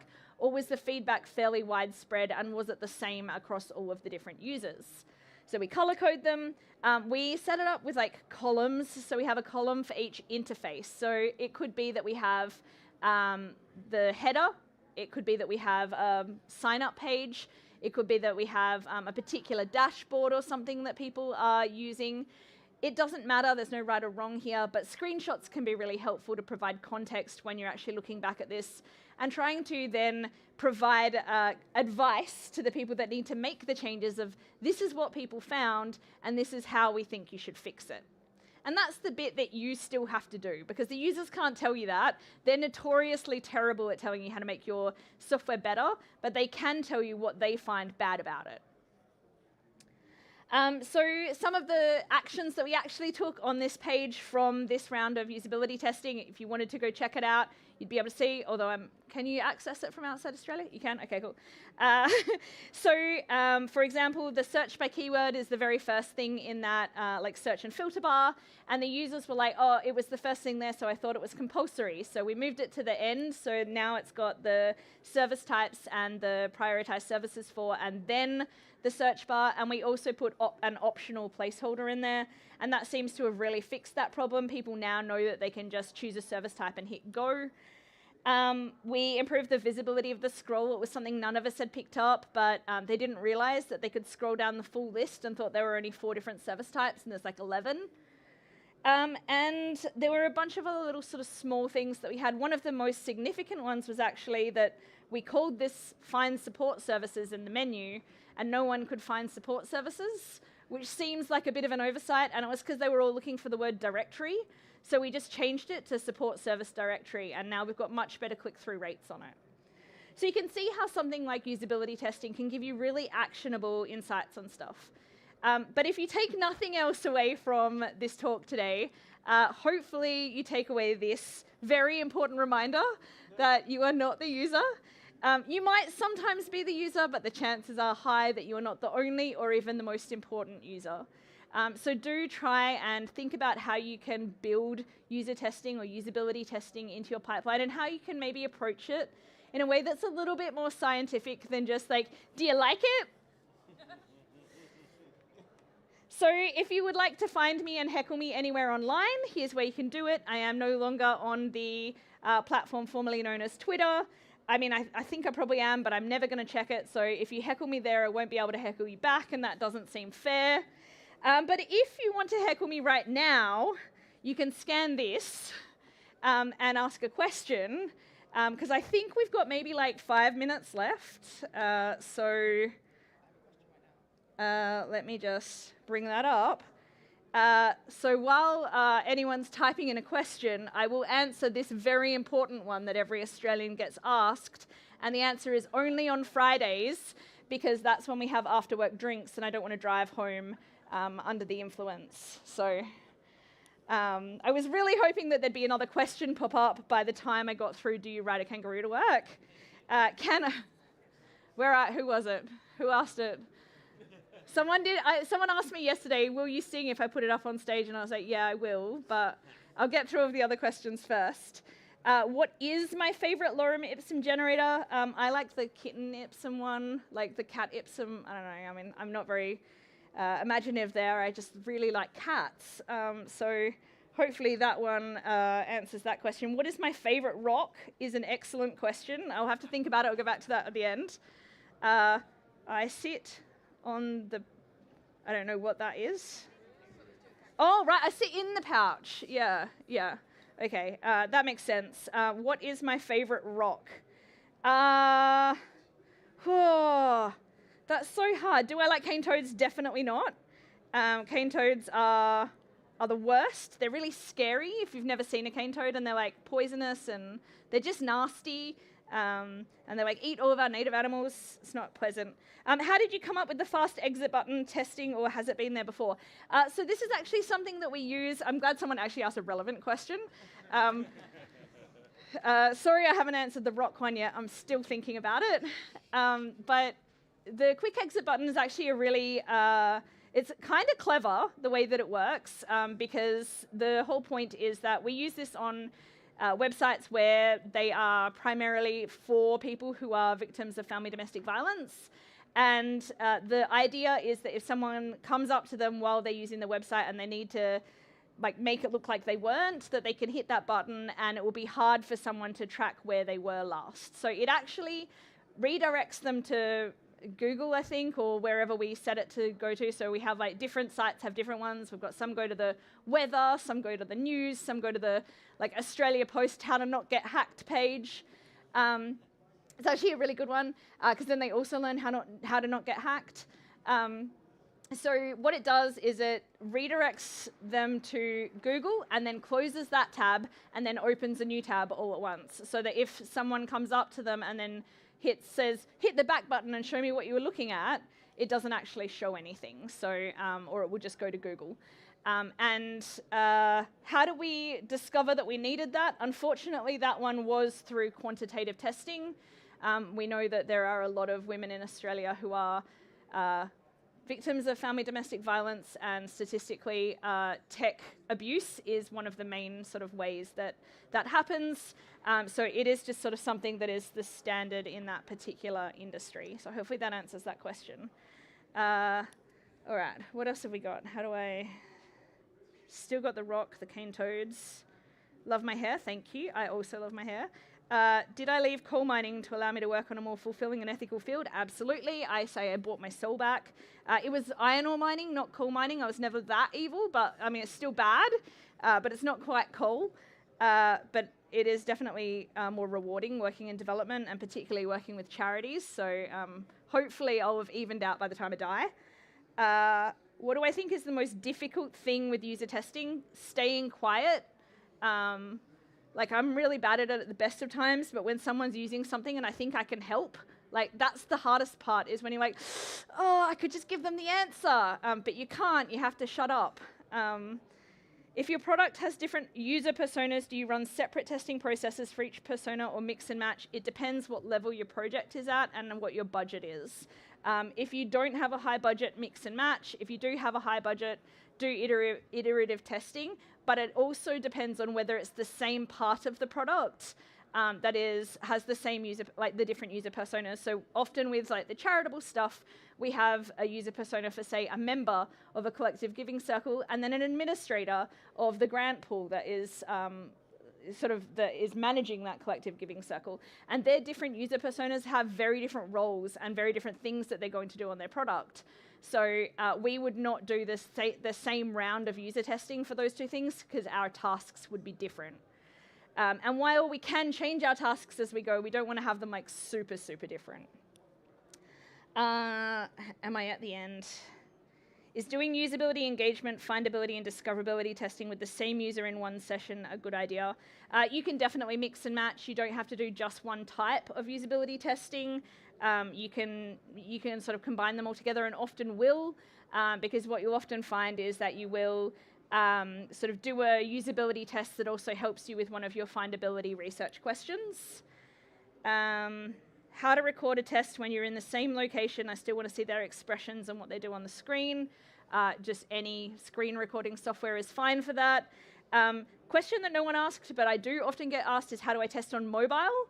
And the answer for that is WhatsApp, because you can actually screen record in WhatsApp and screen share in WhatsApp, which most people don't know, but that is a really handy way of doing it. And most people have actually got WhatsApp installed already. It's fairly common worldwide. What if the feedback of some users contradicts the feedback of others? Keep testing. Do another round of like iterative testing, or split test it and look at something quantitative. Top questions hiding on... Oh, Jesus Christ. I've created a monster. All right. What if the first user can't fulfill the task? Should we stop the tests with the other 4? Rewrite the task and then approach it in a different way. You've still got 4 users you can get great results from. How to usability test B2B? How can you find testers when they're further away or difficult to reach? There's actually platforms where you can recruit people. So there are like usability testing recruitment platforms that you can use. And they are very good, especially if you need like a global audience or something like that. Most people now are just doing like digital remote recording. So it's actually quite uncommon now unless it's a physical product. to be doing in-person testing because it's way more expensive and way harder to like videotape people's expressions than it is to just have them have a webcam on.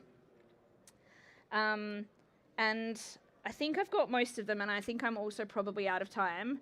Question is asking about like if they're hard to get hold of, not physically far away, like if they're users who are buried deep within some sort of enterprise business. Sure. Okay. So just to reiterate, Eli's question was she thinks the question was like, what if they're like buried in an enterprise business? And this is a really good question because often like the users, and a really common problem that people will have is that they're actually not allowed to test with their mum. So they have to test with someone that's internal to the organization because, say, it's a product that is, for security reasons, only available inside an enterprise. And usually what I would say there is try and find someone in the enterprise who understands enough to be able to do the tests with, but doesn't use that as their everyday job. So an example might be, like, let's say that you've got an HR piece of software. You might test that with the like one of the receptionists or something, rather than actually going directly to the HR team and getting them to test it.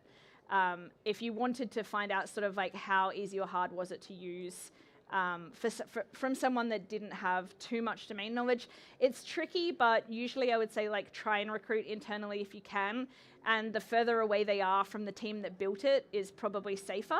But you can't always do that. Like sometimes the thing that you're building is just an API, and so your usability test is giving that thing to a front-end developer and saying, build me a password reset page using the API that I've created you.